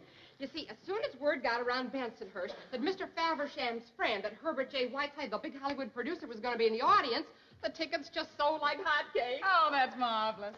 Oh, I know, but you know, while I was up there, I heard something strange. I heard that Ralph is taking this acting real seriously. Seriously? Trixie, I'm willing to bet you that every time he yells out, step to the rear of the bus, he waits for applause. Well, Alice, it'll all be over tonight. But tell me, are you nervous? Oh, I sure am. You know, it's poor Ed that I'm really worried about. Now, he doesn't let on, but he feels just awful. He'd give anything to be in this show tonight. I know. It's too bad they didn't find a part for him. I must say he tried. He auditioned for every part, including that of the upstairs maid. You know, he might have gotten it if he had had nicer knees. Well, don't worry about it, Trix. Ed'll get over it. Oh, sure, he'll be all right. I have returned, my dear. Ralph, I really want to wish you luck tonight. Thank you, Trixie, but talent doesn't need luck. If you'll excuse me, I'll be back in a moment. Parting is such sweet sorrow. I'm telling you, Trixie, there's only one thing that's got me worried. If he's good tonight, he's going to drive his bus straight to Hollywood. Now, Alice, don't let it upset you. Like I said before, this'll all be over in the morning. Hey, I got to get upstairs, but look, I'll come back later, honey, to wish you good luck. Okay? All right, Trix. Bye. Bye-bye. By the way, did you see what was in Earl Wilson's column today? No, I didn't see it, Ralph. It said that Herbert J. Whiteside is in town for the express purpose of casting his picture, and that he's looking for new faces. Well, I hope he finds them. Alice, don't you know why Herbert J. Whiteside is coming to see our show tonight? Ralph, he's coming to the show because he's a friend of Mr. Faversham's. He's not going to find any future stars at the Raccoon Lodge. He's looking for professional actors. Well, now, that shows how much you know about show business. You're always talking about something you don't know anything about. Just remember this, that Gregory Peck was an usher at the music hall, you know, when they found him. And Kirk Douglas was a soda jerk. So there's a chance for me. Sure. You could become an usher at the music hall or a soda jerk. You're not going to tear down my confidence, Alice, no matter what you do. I got a little piece of news for you. It just so happens that Mr. Faversham thinks a great deal of me personally. As a matter of fact, one night at rehearsal, he said that I have something that comes across the footlights and reaches out into the audience. You certainly have.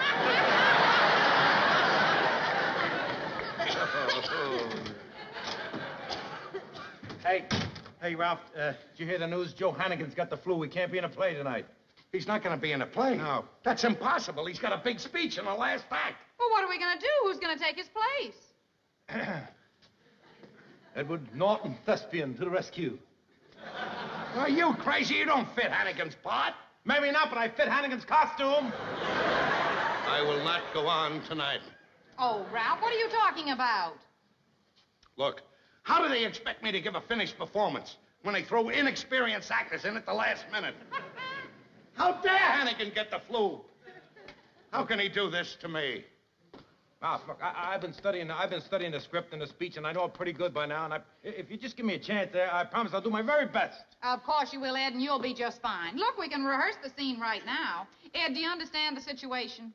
Let me see now. Ralph is a self-made, rich man who can get anything in the world he wants, except in you. I am Hamilton Douglas, a young, devil-may-care fellow without a cent or a worry in the world. And you turn Ralph down to go away with me. Now, how are we going to get an audience to believe that? Ralph, it's perfectly all right. At the end of the play, I come back to you. Well, they'll believe that.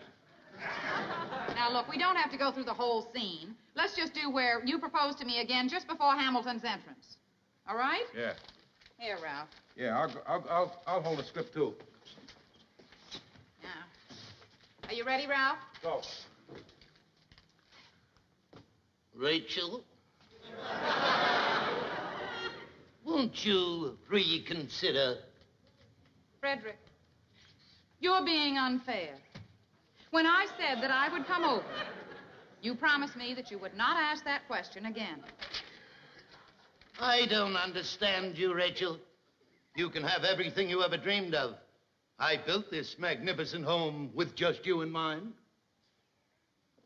All these furnishings, all these works, I collected from castles and palaces in Europe. Please, Frederick. Come here, my dear.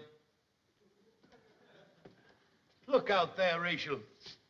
Say yes, and all that is yours.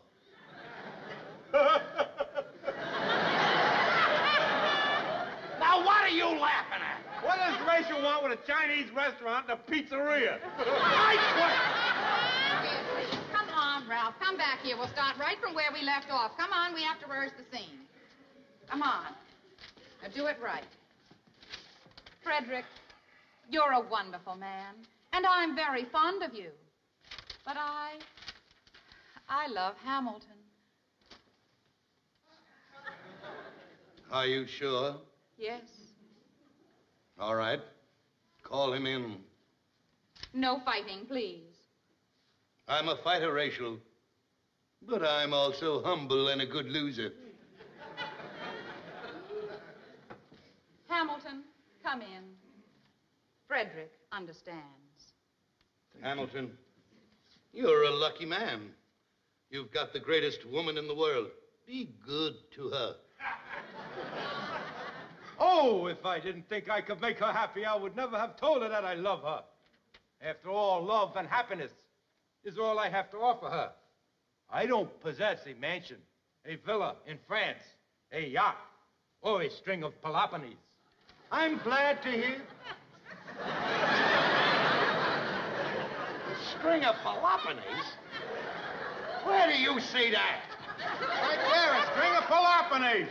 That's a string of polo ponies! That's all. Oh, it isn't my fault. They put the right one together.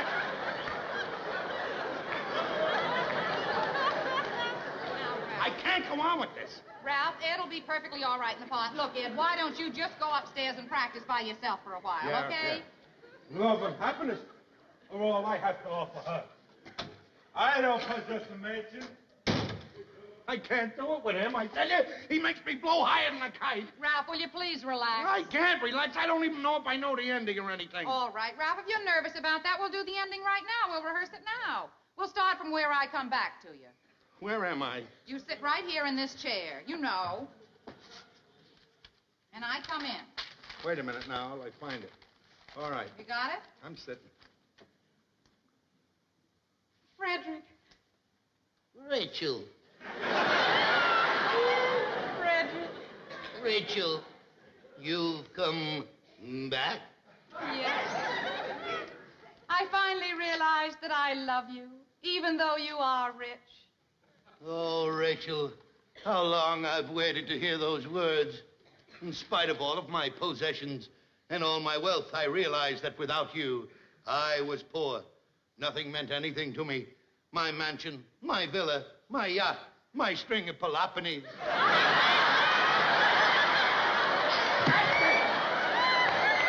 Now he's got me doing it. And I won't be able to get rid of it either. I know I won't. Now, look, call up Faversham. Tell him to get somebody else besides that nut upstairs. Ralph, you can't do that, and you know it. Will you please calm down? The show is tonight. All right, the show's tonight, and I know the show has to go on. I'll do a performance tonight, but I want to go on record right now as saying that the only reason I'm doing it is so that those people who spent their good money to see me will see me. Thank you. Now, listen, Ralph, let's just both sit down and relax a little bit. You know there is such a thing as being over-rehearsed. You're right. I don't want to lose my voice. And one thing you've got to promise me. Don't have a fight with Norton before the show tonight. There is no point in upsetting yourself. All right, you're right. Just take it. Hey, Ralph, Alice, I'd like to get an opinion. Trixie is no help at all. I thought maybe you could help me out. Well, what is it, Ed? Well, now, just look at me now. Wait a minute. Now, you got it? Yeah. Now watch. Well? Oh, I'm trying to find out which is my best profile. When I get on the stage, I want to look my best. Why don't you stand with your back to the audience? Ed, at your left side. Left side? Yes. That's what I thought. Okay. Thank you. I'll go up and brush up there. I don't possess a mansion. No villa, no man. Oh, it's free. How do you like him, Alice? How do you like him? There's one thing I can't stand. It's a ham.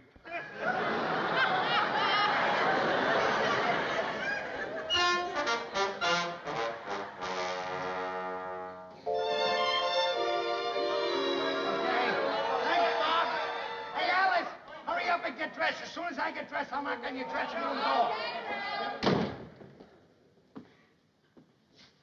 Boy, oh boy. Come in. Congratulations, Ralph. Oh, hiya, Fred. As chairman of the entertainment committee, I want to congratulate you and thank you for the benefit of the whole lodge. The show was a big financial success. How was my acting? Everybody was fine. Ralph, for the first time in 7 years, the lodge is out of the red. That's swell. How did you like my acting? Oh, fine. You were good too. Ralph, what a way to raise money. We got to do this every year. Yeah, look, you were sitting right alongside of Herbert J. Whiteside. What did he have to say about me? Well, to tell you the truth, I was concentrating on watching the show, Ralph, and I... Come in? Oh, Ralph, excuse me, but Mr. Herbert J. Whiteside wants to talk to you. Is it all right if I bring him in? Oh, yes, bring him in. I'll go get him. Do you know what that means, Freddie? Do you know what that means? He's in town to cast one of his pictures. He wants a new face. That's me, Fred. Oh, that's wonderful. I wish you the best of luck. Thanks. The best of luck, Ralph. Hey, wait a minute, Fred. I want you to realize this. If I sign a contract to go to Hollywood, don't worry about it. I'll put a clause in that says once a year I must return here and do the show for the lodge. Thanks, Ralph. It's all right, Fred. Good luck. Oh, excuse me, Herbert J. Herbert, this is Mr. Ralph Cramden. Howdy, Ralph, Joe. this is Mr. Herbert J. Whiteside. Well, Mr. Cramden, I certainly enjoyed your performance tonight. Thank you very much. I've liked your pictures, too. I want to tell you why I'm here. It has to do with my next picture. Oh, is that so? Yes, you see, Herbert came to town because he wants to find a new type, a new face, someone that hasn't been seen by the public before. And he thinks that he found it tonight. Well, all I have to do is give a week's notice to the bus company, and I can get right out there. Will that be soon enough? Well, Ralph, I'm sorry, but I'm afraid you don't understand. Don't understand? Oh, yes, you see, to tell you the truth, we were talking about Alice. Alice? Yes, there's a part of a school teacher in my next picture, and your wife has a fresh, natural quality that would be perfect for it. So you see, Ralph, I had the idea that if we came in here first, and before we saw Alice, and then when we went to Alice a little later and told her that we had seen you and that you okayed the script and you thought it was a good idea that she do it, she wouldn't have any qualms about accepting it. Oh, yeah. Sorry we gave you the wrong impression. Oh, that's, listen, I don't... What am I doing acting? I'm a bus driver. That's funny, though, isn't it? Yeah, I thought that I was an actor. Sure, go ahead and tell Alice. Tell her I'm 100% for it. Fine, Ralph. Thanks. I'll see you later. Good night. Oh, there's one thing I've been meaning to ask you. You said one line that I didn't understand. What's a string of palopones?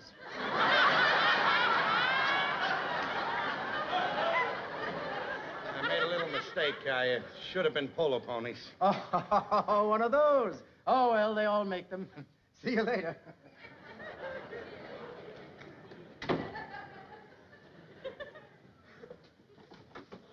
Hey.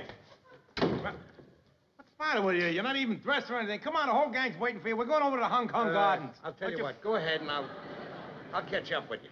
Well, hurry up. Will you get dressed? You know, you get there too late, they run out of fortune cookies. Hurry up.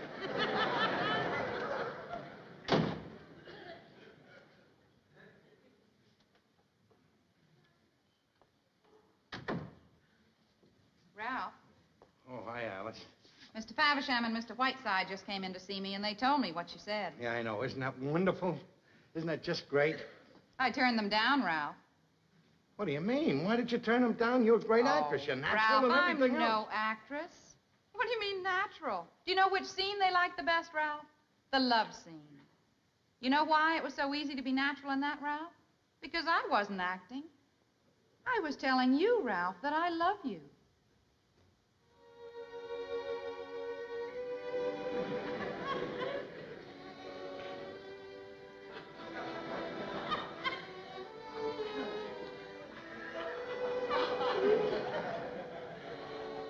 Baby, you're the greatest.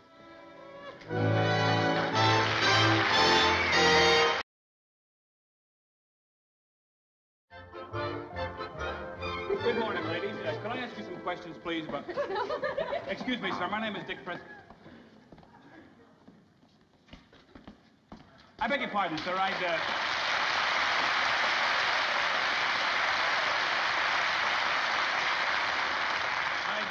like very much to have a few moments of your time, if you don't mind. I realize both you gentlemen are on your way to work this morning, but my name is Dick Prescott. I'm the questioning photographer. Hey, questioning photography. Yeah, boy, I read your interviews in the paper every night, boy. Good, I wouldn't miss it. Thank you very much. Right. You had a good question there one night last week. Must have caused a lot of controversy. Oh, that must have been the one on whether or not the UN should outlaw the H-bomb? No, this one was which is more authentic, the Kanazi or the Weehawken style of mambo? Would you get on with what you want us to do here, because we're a little late as Yes, it sir, is? yes, sir. Well, would you mind answering today's question and letting me take your picture? Well, privilege and a pleasure. Would you like a profile or full face? No, we'll get to that in a moment. First, your name? Edward L. Norton. Edward L. Norton. And your occupation? I'm an engineer. Engineer? In subterranean sanitation. And where do you live, Mr. Norton? I live in the garden spot of the world, Brooklyn, USA. Now, Mr. Norton, today's question is, in your house, who is the boss, you or your wife? I'd be very happy to answer that question. In my household, I am the boss of the household. I think that any man that is afraid of his wife is not a man. And I can't stress this point too strongly, that a husband is the boss. Yes? Don't quote me, because if my wife reads that, she'll kill me. But if I don't quote you, how can I print it? Can't you just use my picture? Well, Norton, you just proved to me something that I've suspected about you for a long time. What? You're afraid of Trixie. Oh, wait a minute. You're in no position to talk to me like that. No. You're not inferring. All I know, pal, is that if he had asked me that question, I would have said without hesitation that I am the boss in my household. I'm the one that gives the orders. I'm the one that makes all the decisions. On the day we were married, I said two things. One, I do. Two, I'm the boss. Pardon me, sir. What is your name? Ralph Cramden. Ralph Cramden. Mr. Cramden, I'm going to print what you just said. Okay? Go ahead. Go. Answer him. Go ahead, big shot. Go on. Go ahead and print it. He's a bus driver, and he lives in Brooklyn. Bus driver in Brooklyn. Now, let me see. Just hold that. Thank you very much, Mr. Cramden. You'll be in tonight's paper. Goodbye, men. What are you laughing at? I'm just picturing what you're going to look like in a French Foreign Legion uniform. Are you trying to tell me that I'm afraid of Alice? I know you. We're buddies for a good long time, Ralph. I know you pretty good. Now, just take a little advice.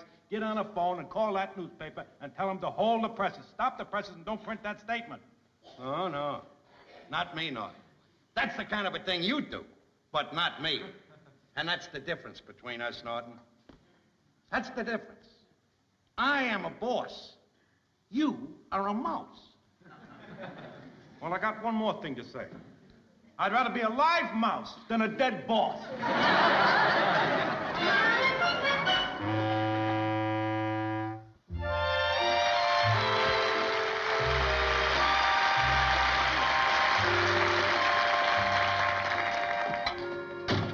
Hiya, honey. Supper ready? No, Ralph, it'll be a little while before it's ready. Oh. You want to give me the evening paper, darling? Because I just want to take a look at that contest. Oh, I didn't bring the evening paper home tonight. Well, you always bring the evening paper home. That's right, I always bring it home. But from now on, that paper is never entering this house. Why? Why? I'll tell you why. I don't like its editorial policy, that's why. Well, Ralph, what's wrong with its editorial policy? They just cut out Orphan Annie. Now, listen, Ralph, you know perfectly well that I've been following that puzzle contest. Well, never mind. It'll be a little while before supper's ready, so I'll just run down to the corner and get one. You will do nothing of the kind. That paper is not getting into this house, Alice. There, Ralphie boy! Picture that paper, there it is. Everything you said, word for word. Look Ralph, at that. picture? What did he say? Didn't the head of the household show it to you? There it is, right in there. Out! Get out!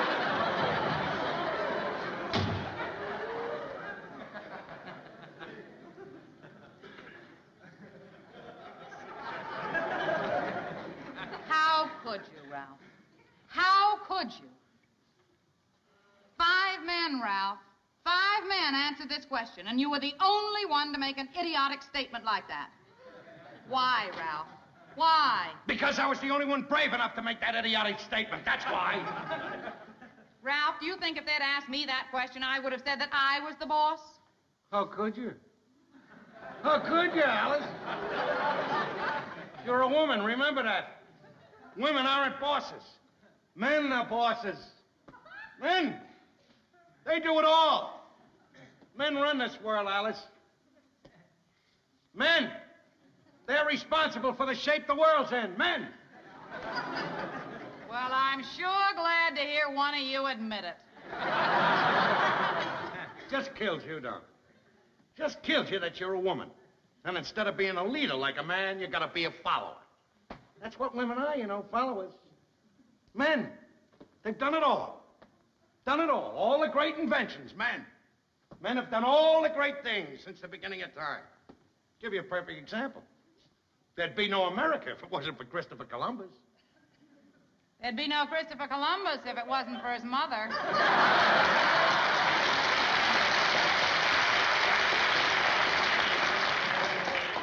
Now, I'm going to tell you something, Ralph. I am never going to refer to that ridiculous article again. But I want you to understand something once and for all. There never was and there never will be a boss in this house. Now, let me straighten you out about something. There has been, there is, and there always will be a boss in this house, and that boss is me. I'm glad Norton brought the paper down. I'm glad you saw it. Because today is the day that I was emancipated. I'm the boss, Alice, and you might as well get it into your head. And I'm glad about it. Very glad I'm the boss. Very glad that you know it. Practically calls for a celebration. I'm going to celebrate. Is that bottle of wine that I was supposed to give your brother for Christmas still in the closet? Yeah. Well, then watch this. What do you think you're going to do, Ralph?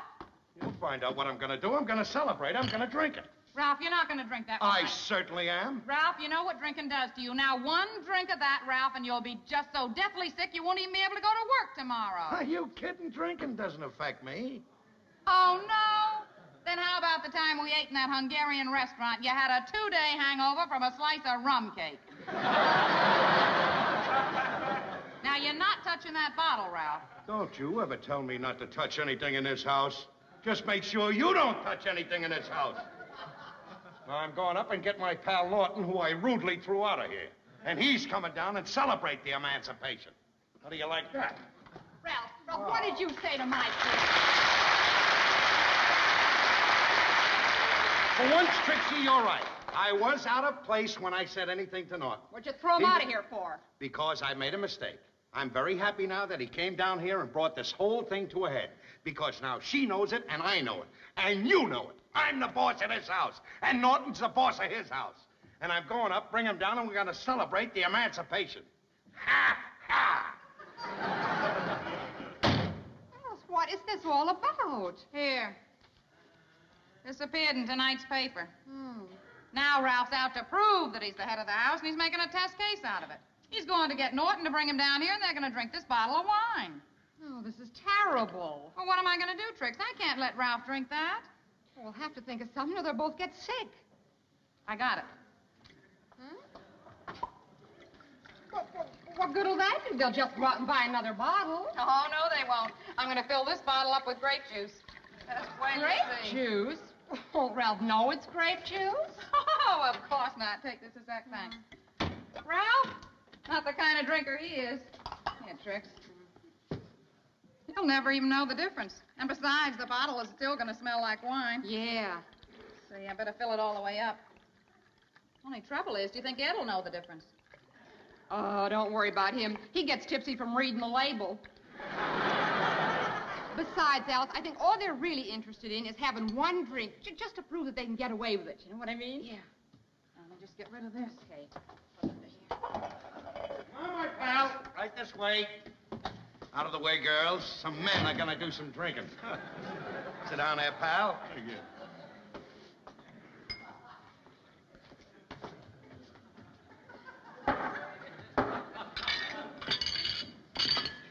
Clear the field.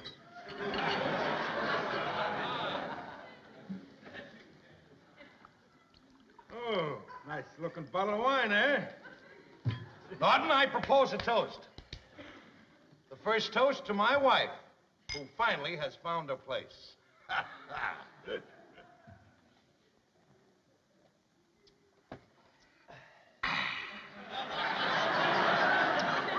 A little strong, but good. Very amusing little bottle of wine. I would like at this time to propose a toast. May I pour? To my wife. To I don't know why we haven't done this before. As we say in the sewer, here's mud in your eye. Well, I guess you girls are learning something tonight. Trixie, could I come up to your apartment? I just can't stand seeing my husband destroy himself. You are so right.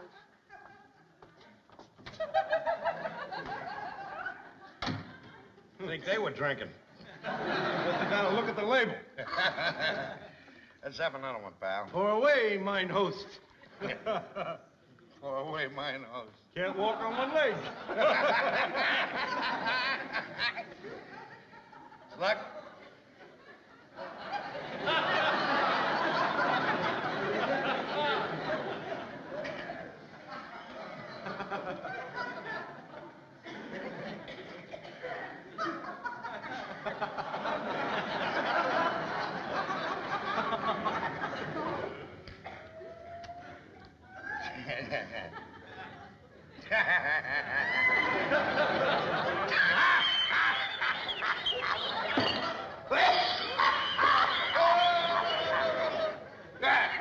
What are you laughing at? What are you laughing at? What am I laughing at? What am I laughing at? I forgot what I was laughing at. Yeah, what's the difference as long as we're laughing? Pour out another one now.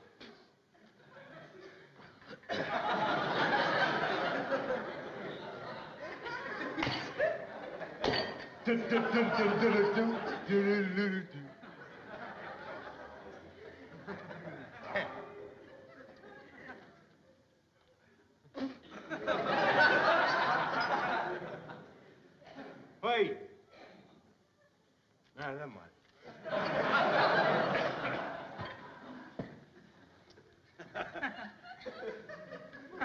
What do you say, Ralph, that we rip into a little song? Oh, son, I'm feeling beautiful. You know why I'm feeling beautiful? Well, I'll tell you why. I can't wait to see the face on Joe Fencerblow tomorrow when I go to work. Ever since the night we were playing poker. I know. And I had to leave early. And he says he's got to leave early because his wife won't let him stay out. You remember that? How? Sorry. No, I mean, Wait till I say it bus tomorrow. driver, but Joe Fencerblow. Wait till I say it tomorrow. That's the thing. Don't let you get upset. Oh, with Joe Fencerblow, he repeats everything. He hasn't got a mind of his own anyway. Here's to that poor, misguided soul, Joe Fencerblow. Joe Fencerblow. Hey, son. He sure is.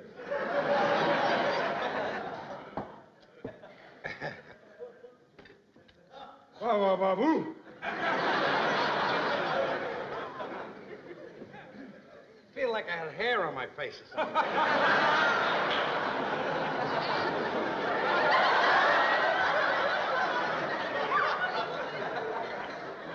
Either that's wine on the table or somebody was just stabbed upstairs.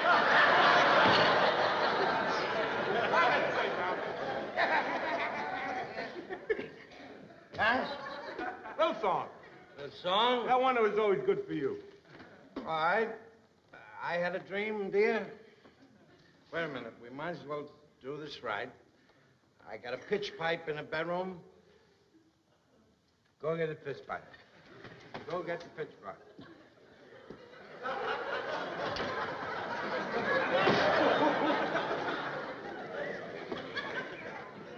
Everything's going real fast. The table ain't level.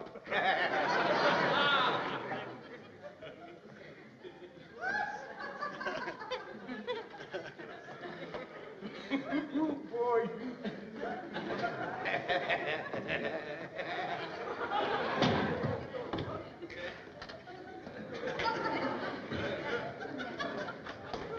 Somebody stole the bed.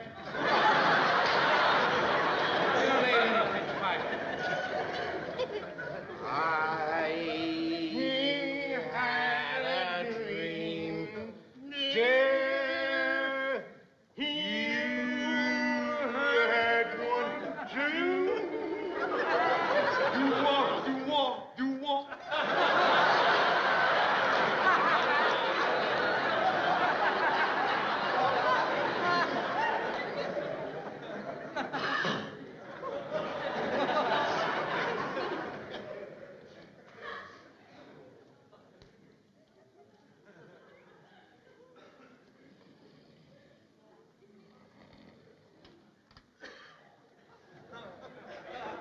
Well, there they are, our dashing, debonair, devil-may-care playboys. It just shows you what the power of suggestion can do. Yep. 100 proof male ego. Alice, a toast. I give you our husbands. A toast. You can have them. Yes. Oh, man.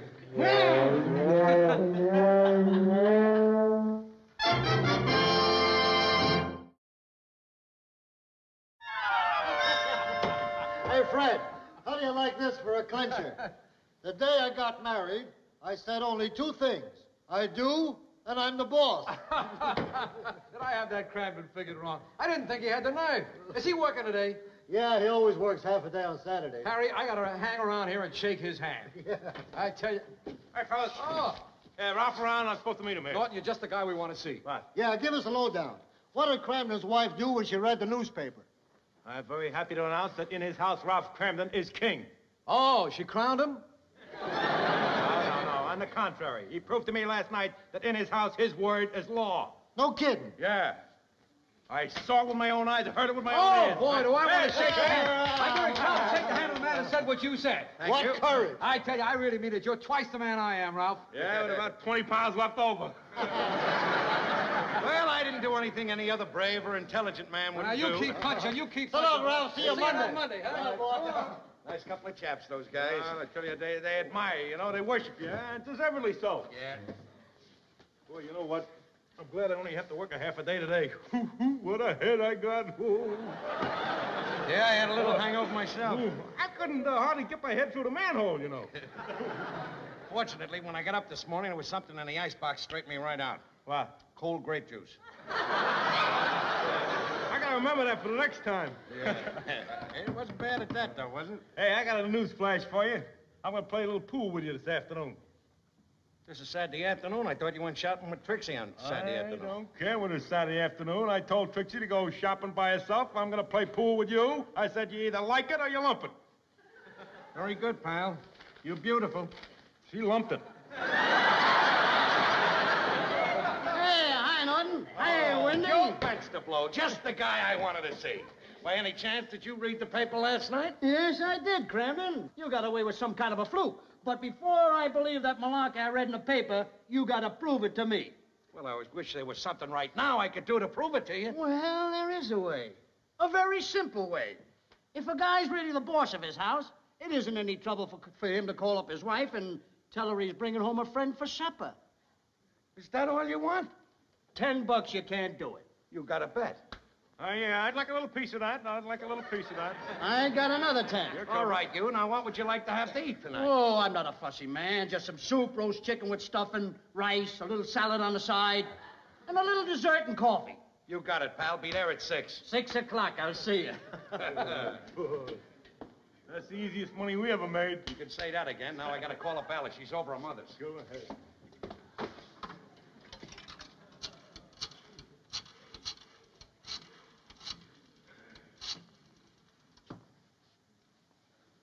Hello? Is Alice there? This is Ralph.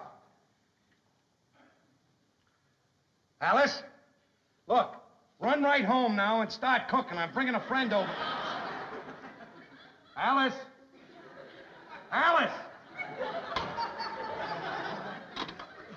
She hung up. Well, there goes the $20. Is that all you're worried about? Fence the Blau finds out that she wouldn't cook the supper, it'll be all over the depot tomorrow. What are we gonna do? What? You and I.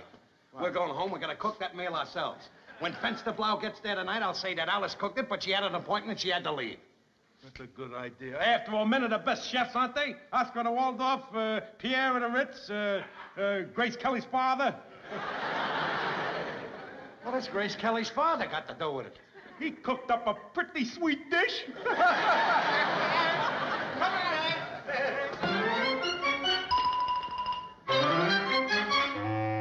How's the chicken coming? As soon as I get the dressing sewn up, I'm all ready. I think that salad's about ready for season. Whoops! Water's boiling. Where's the wild rice? It's right in front of you.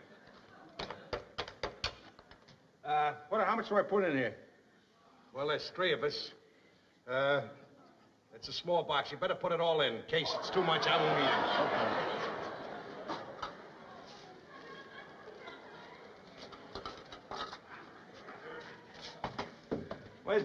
Where's the spoon, or ladle, or something? Oh, there's one on top of there. I'll get it.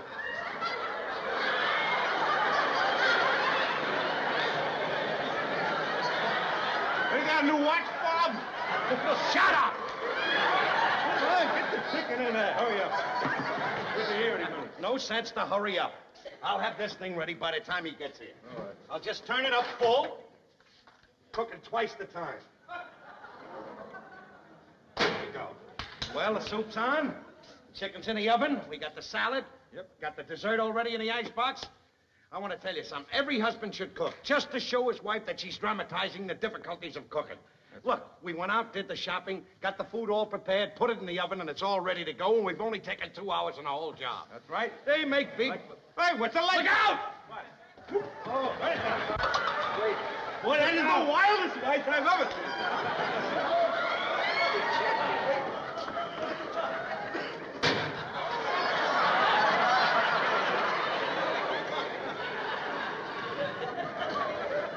Well, Norton, our goose is cooked. The chicken is a little well done, too. Ralph, what is this? What happened? Tell Fence to Blau I'll settle with him on payday. Hello, Alice. All right, here it is. When I called you up today, I wanted you to come home and cook because I invited Fence to Blau over here to have something to eat. I wanted to show him that I was boss of the house. But when you hung up on me, there was nothing to do but me to come home, cook it, and say that you cooked it when he got here. All right, Ralph. Did it ever occur to you that if you'd asked me to cook supper instead of ordering me to do it, that I would have been very happy to cook supper and you could have had him over here?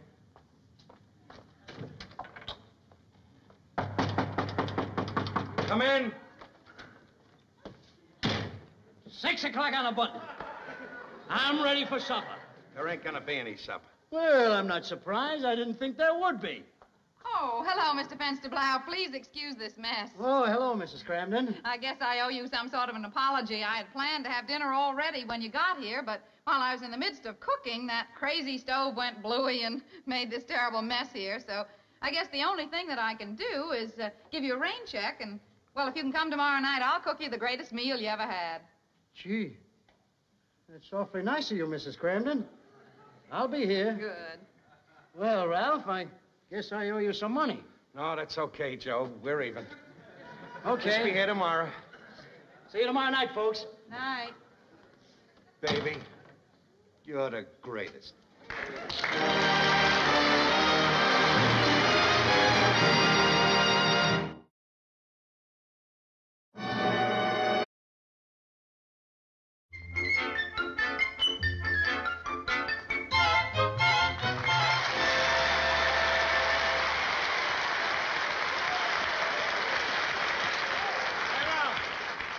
Oh, Ralph in there, Ralphie boy! Hi, Ed. Oh.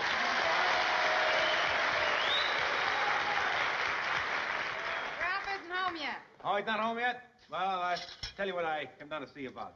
You remember last year when Ralph had those 3 tickets, the 4 tickets it was, to the World Series? Yeah. You know, you and him took Trixie and me to the game. We had a good time and everything. Well, I felt that it was just about my time to reciprocate and do you a good deed. I was just wondering if you'd like to join us Sunday. We're going to Madison Square Garden. Oh, Madison Square Garden. What's playing there now? The antique show. Boy, I'm telling you, and I was lucky to get the tickets, too. Just fortunately, there's a friend of mine that's a scalper. You know, those tickets are harder to get. They're scarcer than hen's teeth. But Ed, the antique show? Yeah. Since when did you become so interested in antiques? Oh, I've been interested in antiques quite a while. Sort of a hobby, you know. But I came across it accidentally. I was, well, I'll tell you how it happened. I was in the market for a dog, see? So I was looking in the paper. I seen this ad, for sale, genuine 4-legged Chippendale. So I sent away for it. And it came back a table. That's how it happened. What do you say? You want to join us Sunday? Well, thanks for the invitation, Ed, but I don't have to go to Madison Square Garden to look at antiques. Oh, I dig you, Alice. I know just what you're talking about. Well, look, just don't take this antique business too lightly, because if you got some real, genuine antiques here, they could be worth a fortune. Say, as a matter of fact, I'll tell you what I'll do. I'll just look around here, examine a few of these pieces free of charge, and let you know. You maybe have something here worth a lot of money. Well, go ahead, Ed, if you want to, but I doubt if you'll find anything around here that's worth any money. Why you... Oh... Wait a minute now. Let's take that icebox. That is a very interesting piece. Look, Ed, while you're looking around, would you excuse me? I got some things to do in the bedroom. Go right ahead. I'll examine the icebox, and I'll give you a complete detailed report when I'm through. All right. Yeah? Alice, I'm not quite sure, but this could be early morn kettle. Yes, sir. I say, this is very interesting. Yeah? I'm looking underneath the icebox now, Alice. Now I'm looking at the back of the icebox. I'm examining the legs now, Alice.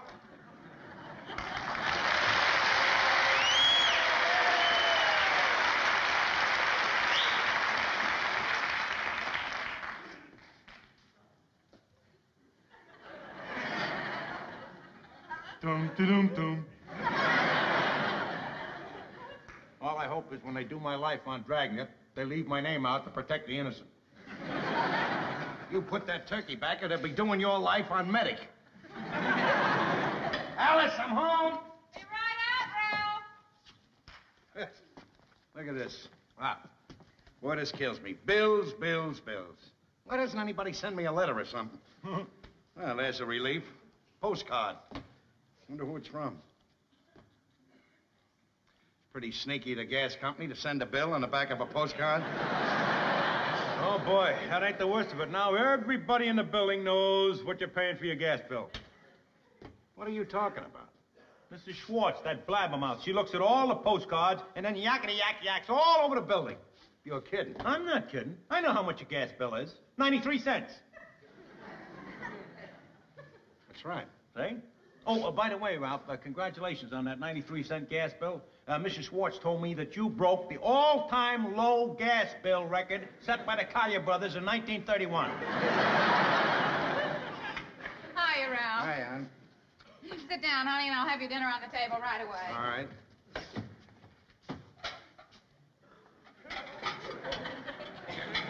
Norton, don't you have to go upstairs and have supper?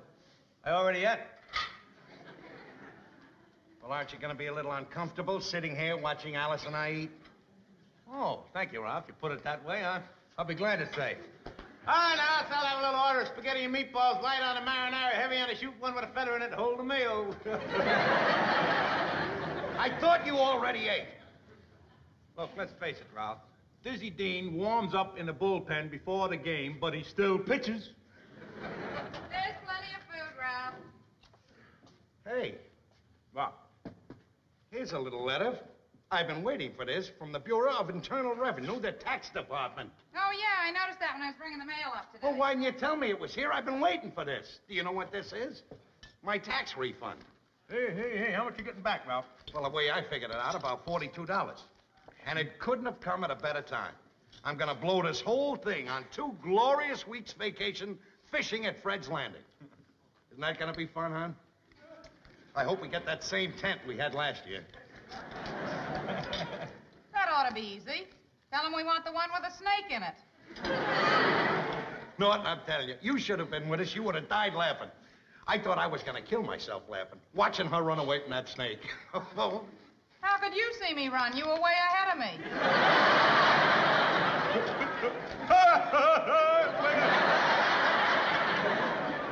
Shut up, Dizzy Dean, and eat your spaghetti.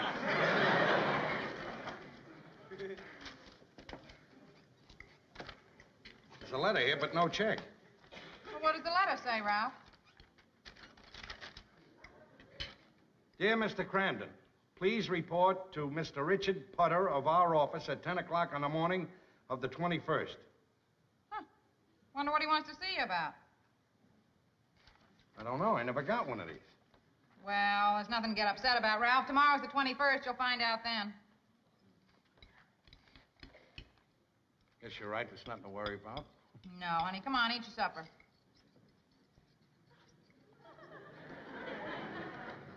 Couldn't be anything important. Sure it isn't. What could they want?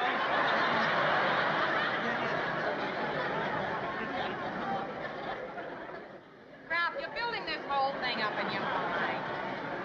It's probably nothing. Probably nothing. Probably nothing? Look, Alice, if it was nothing, they would have sent me a letter saying, Dear Mr. Crampton, don't come down tomorrow. What do you mean, nothing? This isn't the Girl Scouts, you know. They don't want me down there to buy cookies. This is the United States government, the Treasury Department. They don't want me down there to shake hands with the Secretary of the Treasury. You got any ketchup, Ralph?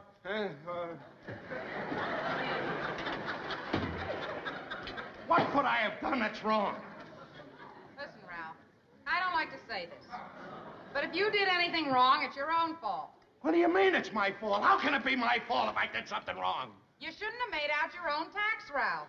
I told you to go down to the barber shop and get somebody to do it who knows how. Are you going to start with the I told you so's, Alice? Hey, you got any piccalilli or chow-chow or something like that? Is that what you're going to start with, the I told you so's? Don't give me any I told you so's now, because they're not going to help me. Listen, Ralph, probably the only thing you did was deduct something that you shouldn't have. So now you have to pay tax on that deduction. They're just going to take the money out of your refund. Oh, is that all they're going to do? They're just going to take it out of my refund. It so happens, Alice, that I was planning on that refund in its entirety. I need all of the refund, all $42. I can't afford to let any of the 42 go. I gotta go down to Fred's Landing. I need $42. What am I gonna do if I haven't got enough money? We'll just have to cut down, Ralph. Tell Fred to give us a cheaper tent with a smaller snake. Oh. You got any bread, Ralph? Yes. Will you stop with the bread? What did I do? What's the matter with you? Can't you realize I'm in serious trouble? The government is investigating me. So they're investigating. What are you getting excited about? Be calm. Will you be calm? He's right, Ralph. Don't fly off the handle. That's not get you any place. Well, maybe you're right. Take first things first. Right. Thank you. Now, the first thing was you was getting me some bread. Where is it? No! All right, Alice. Get in the bedroom, Alice. Get in the bedroom, because I'm going to kill him. Ralph? When I finish with you, there'll be piccalilli all over Bensonhurst. Ralph! Don't, Ralph. What are you, sticking up for him? What, don't you realize how serious this is? They're investigating me. Ralph, being investigated is not the end of the world. You are not the first person who was ever investigated. You're darn right. The jails are full of them. All right. Starting on going to count to 5. And when I get to 5, you better be out that door. Now I'm going to count. I'm not as scared of you. If you could count, they wouldn't be investigating your taxes. Get out!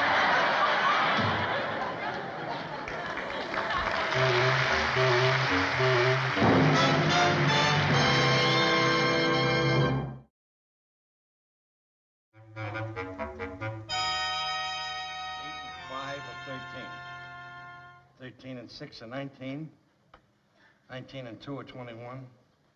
21 and 5 are 26. 23 and 29. Ralph, will you come to bed? 29 and 4 is 33. It is 2 o'clock. 33 and 2 o'clock is a quarter. Alice, what are you trying to do to me? What are you trying to do to me? Do you want to see me go to jail? Ralph, you're letting this thing get the best of you. Now, will you stop worrying? Whatever it is you did wrong, Ralph, you'll find out tomorrow. And losing a night's sleep is not going to help the matter any. Oh, I suppose getting a night's sleep is going to fix everything up fine. Sure, I'll go down there tomorrow, and they'll say, Mr. Crandon, did you get a good night's sleep? And I'll say, sure. He says, well, that's fine. Let's call off the whole investigation. They're not interested in sleep.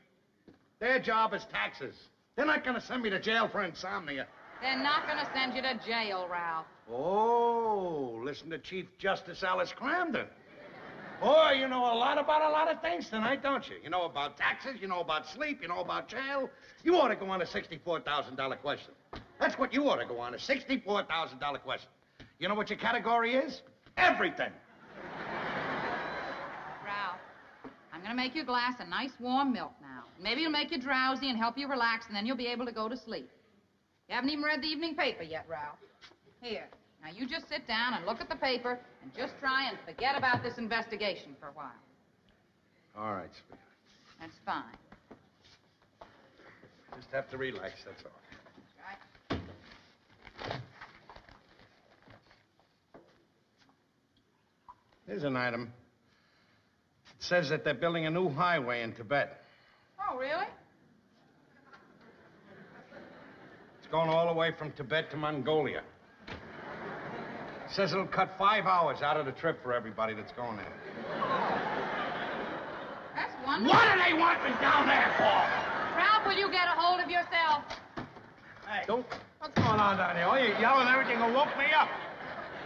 Boy, what... Ralph's still very upset about this tax business. Well, I tell you, I'm surprised at you, Ralph, carrying on the way you... So what if they're investigating your taxes? What can they do to you? Can they put you up in front of a firing squad? No, they can't. Can they push you over a cliff? No, they can't. Can they string you up there on the end of a rope? No, I guess they can't. All right, then. Nothing can happen to you. What possibly can happen to you? What are you worried for? He's right, Ralph. Now, come on, let's go to bed. Thanks, pal. All right, now just go in there and get a good night's sleep.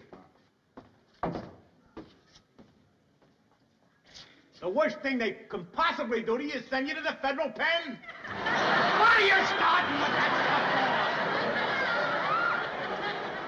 stuff? Now, look, will you go upstairs? I gotta sit down and figure out what kind of a mistake I made. I gotta have some answers for them tomorrow when I go down there.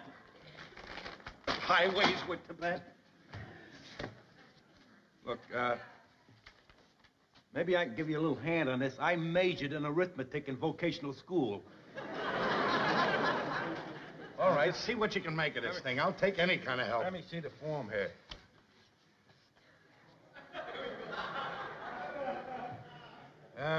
What is this amount here? 1053622. What amount? 105. That's no amount. That's my Social Security number. I thought maybe it was your weight.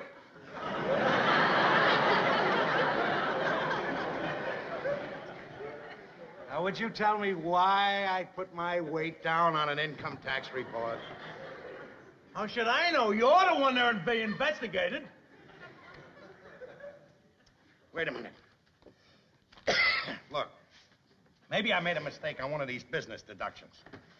Now, you listen, and if you think that I'm entitled to what I deducted, you let me know. If not, let me know that, too.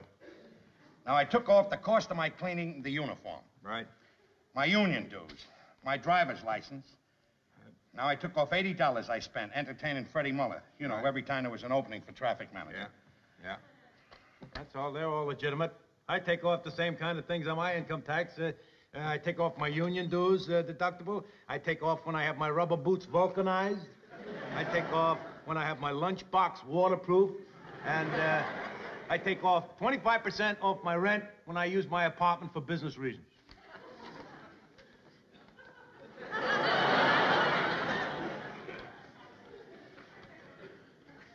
Business reasons? You work in a sewer. What possible business could you conduct? Could you possibly write off in your apartment? I practice in the bathtub. You practice in the bathtub, and they're investigating my taxes. Look, they're probably not interested or don't believe your deductions. What they're looking for is items that you didn't put down on the form, mainly unreported income. What do you mean unreported income? I only work for the bus company. I don't have any other jobs. Well, little other things that you forget to put down, you know, like, you got a tax book here? Here, this thing. Wait a minute, let me look. Come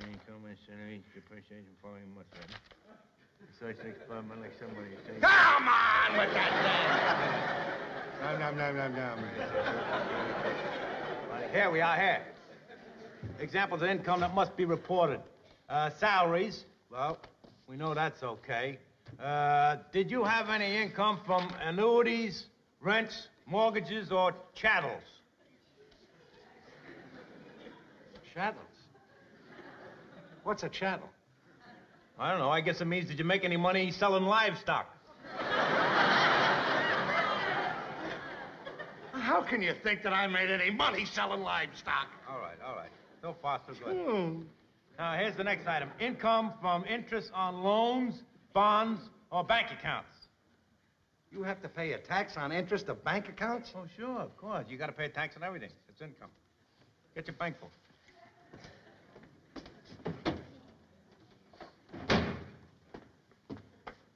$75. Income, interest, bank account, $75. That's not the interest, that's the bank account. Interest comes to about $2.25. Now, income from tips, gratuities, or bonuses. We didn't get any bonus this year. The boss gave us all a skinny chicken. Well, you got any idea what the skinny chicken was worth? About $2, I guess. One skinny chicken. $2. Now then, next here's item income from gambling winnings. You mean to tell me they tax gambling winnings? Sure, it's income, ain't it? Let's see, I've won about $25 throughout the year playing pool. $25 shooting pool. Then I got that first prize over at Salvatore's Pizzeria. Yeah? High score on the pinball machine. They gave me that horse with the stomach in its clock. I mean, the clock in its stomach. That was worth about $15. Horse with clock and stomach. $15. Well, you see, now, these are the items that they're checking up on you. There's no doubt about that. Then there was that, the $5 I won at the raccoon picnic, winning a three-legged race. Three-legged race, $5. Hey, wait a minute. What? Remember about 6 months ago we had the all-night poker game? Yeah? I won $85. $85? You think they could have found out about that? Boy, that's a large amount of money. Now, that's the kind of an item that they're really investigating you for. $85. What can they do for me? You know, what can they do to me if I don't put this stuff down on my income tax? I don't know. Maybe it's in a book here someplace. Let me see the book. Here it is. What? Penalty for failing to report income. All persons are required under this title to pay an estimated tax, or are required by this title or by regulations made under authority thereof to make a return, other than a return required under authority of Section 6015 or Section 6016, keep any records or supply any information, and who willfully fails to pay such estimated tax or make such return, keep such records, or supply such information. Boy, Ralph, it sounds like you are in trouble. Trouble? I don't even know what I'm talking about. What am I gonna do, Norton? Hey, wait a minute. When you get down there tomorrow, I got the idea. Stand on the 18th Amendment.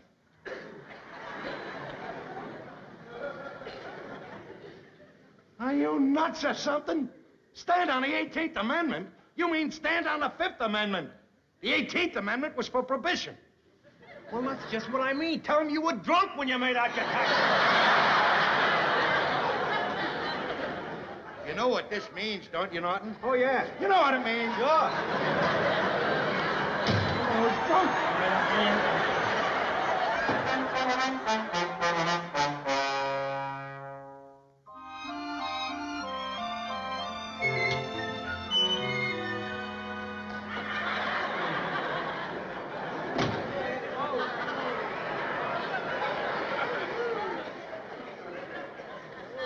Nobody here. Do you think maybe they forgot about it? They don't forget about nothing. Just let's sit down, try to relax. Be calm, don't be nervous. I want you to know I appreciate you coming down with me. Do you think for 1 minute that I'd let you come down here by yourself in the state that you're in? Now, just try to relax. Be calm. Don't be nervous. I've been thinking it over. What am I worried about? What have I got to worry about? I'm an American citizen. Yep. Got my rights. I'm a taxpayer. If you were a taxpayer, you wouldn't be down here right now. Well, I'm telling you this. If they get anything out of me, it's not going to be out of me that they get it. Let him find out. I'm not telling him anything. If he wants to find out anything, let him find it out. I'll be no help to him. Just keep calm and cool. Calm and cool. Mr. Cramden. Hey there! Which one of you men is Mr. Cramden? He's Cramden. I'm clean. You just step over here, Mr. Cramden. Here we are. Ralph Cramden. Now, Mr. Cramden. What did you say? No, that's just his way of remaining calm and cool. No, it's... I didn't do it. I didn't do it. I know you didn't. I know you didn't do it. That's why we called you down here. Huh? Your signature, Mr. Cramden. You didn't sign your tax form. Now, all you have to do is to sign it right here, and then you can go. You mean all I have to do is sign this, and I can go out and go home, and there's nothing else? That's all, Mr. Cramden. Oh, baby. There you are. Thank you very much, Mr. Cramden. Thank you. Goodbye. Bye. Goodbye. Come on, Ralph. Bye.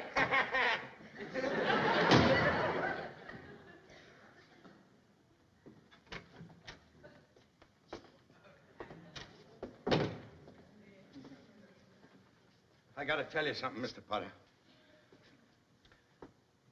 I didn't put everything down on my income tax. Not because I didn't want to put it down. I just didn't know that I was supposed to put it down. On account of I didn't ever had any of those things that he told me about that I have to put down. I wouldn't cheat the government. Cheat the government? Well, certainly not. I wouldn't cheat him. I just didn't know about these deductions. You know, for instance, there was the horse with the clock in its stomach. There was a skinny chicken. And there was a three-legged race at the raccoon picnic. I didn't put any of that down. But I want to put it down now, and I want to pay tax on all of it, the horse and the picnic and everything. Well, that's very honest of you, Mr. Cramden. Thank you. Sir, I'd like to make a confession at this time. A few little items that I didn't put down on my income tax form.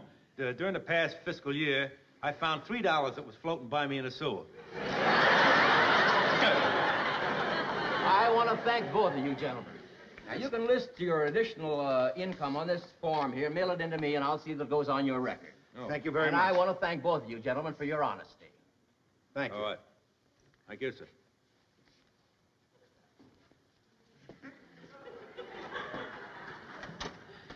Just like you'd understand that Ralph Cramden will never be accused of not putting a horse down with a clock in its stomach.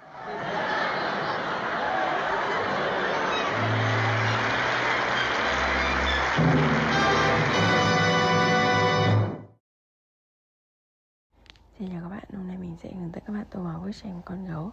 Còn một hình trái tim này, các bạn cùng mình tô bức tranh này nhé.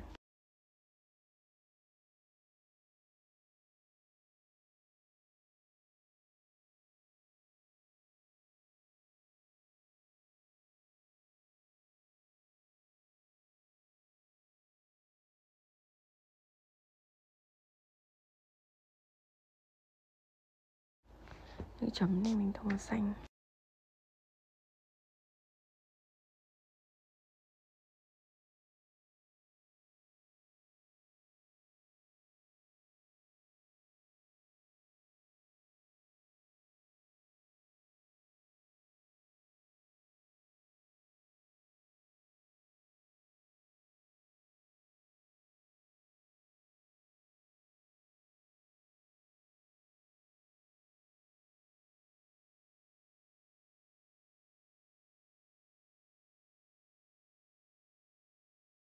Chiếc nơ mình tô màu đỏ nha.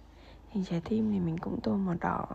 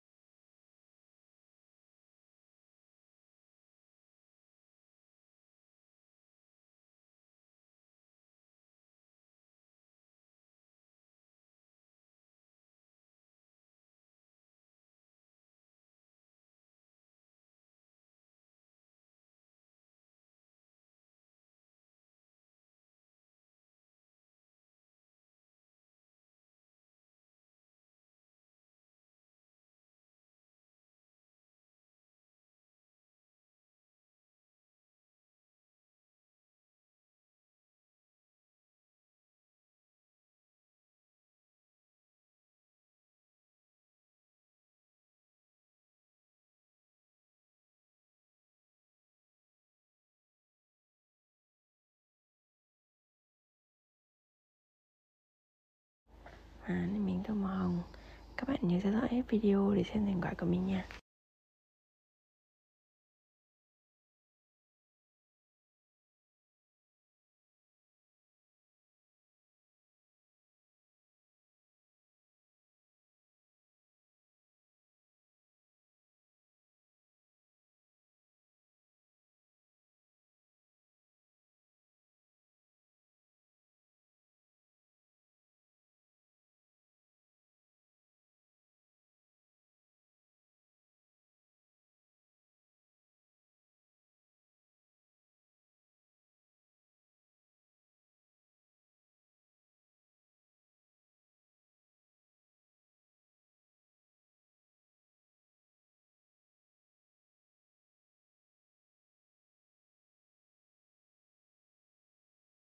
Gấu mình tô màu xám.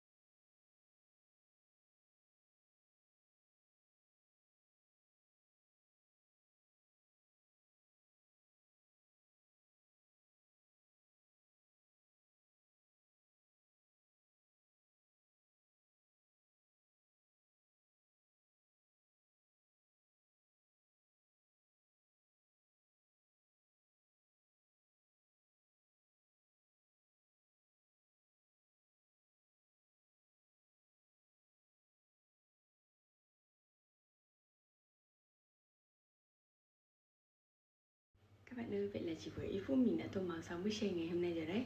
Các bạn hãy cho mình biết ý kiến của các bạn về bức tranh này nha. Video của mình xin được kết thúc ở đây. Các bạn đừng quên nhấn like và đăng ký kênh ở phía dưới để theo dõi video tiếp theo của mình nhé. Bye bye.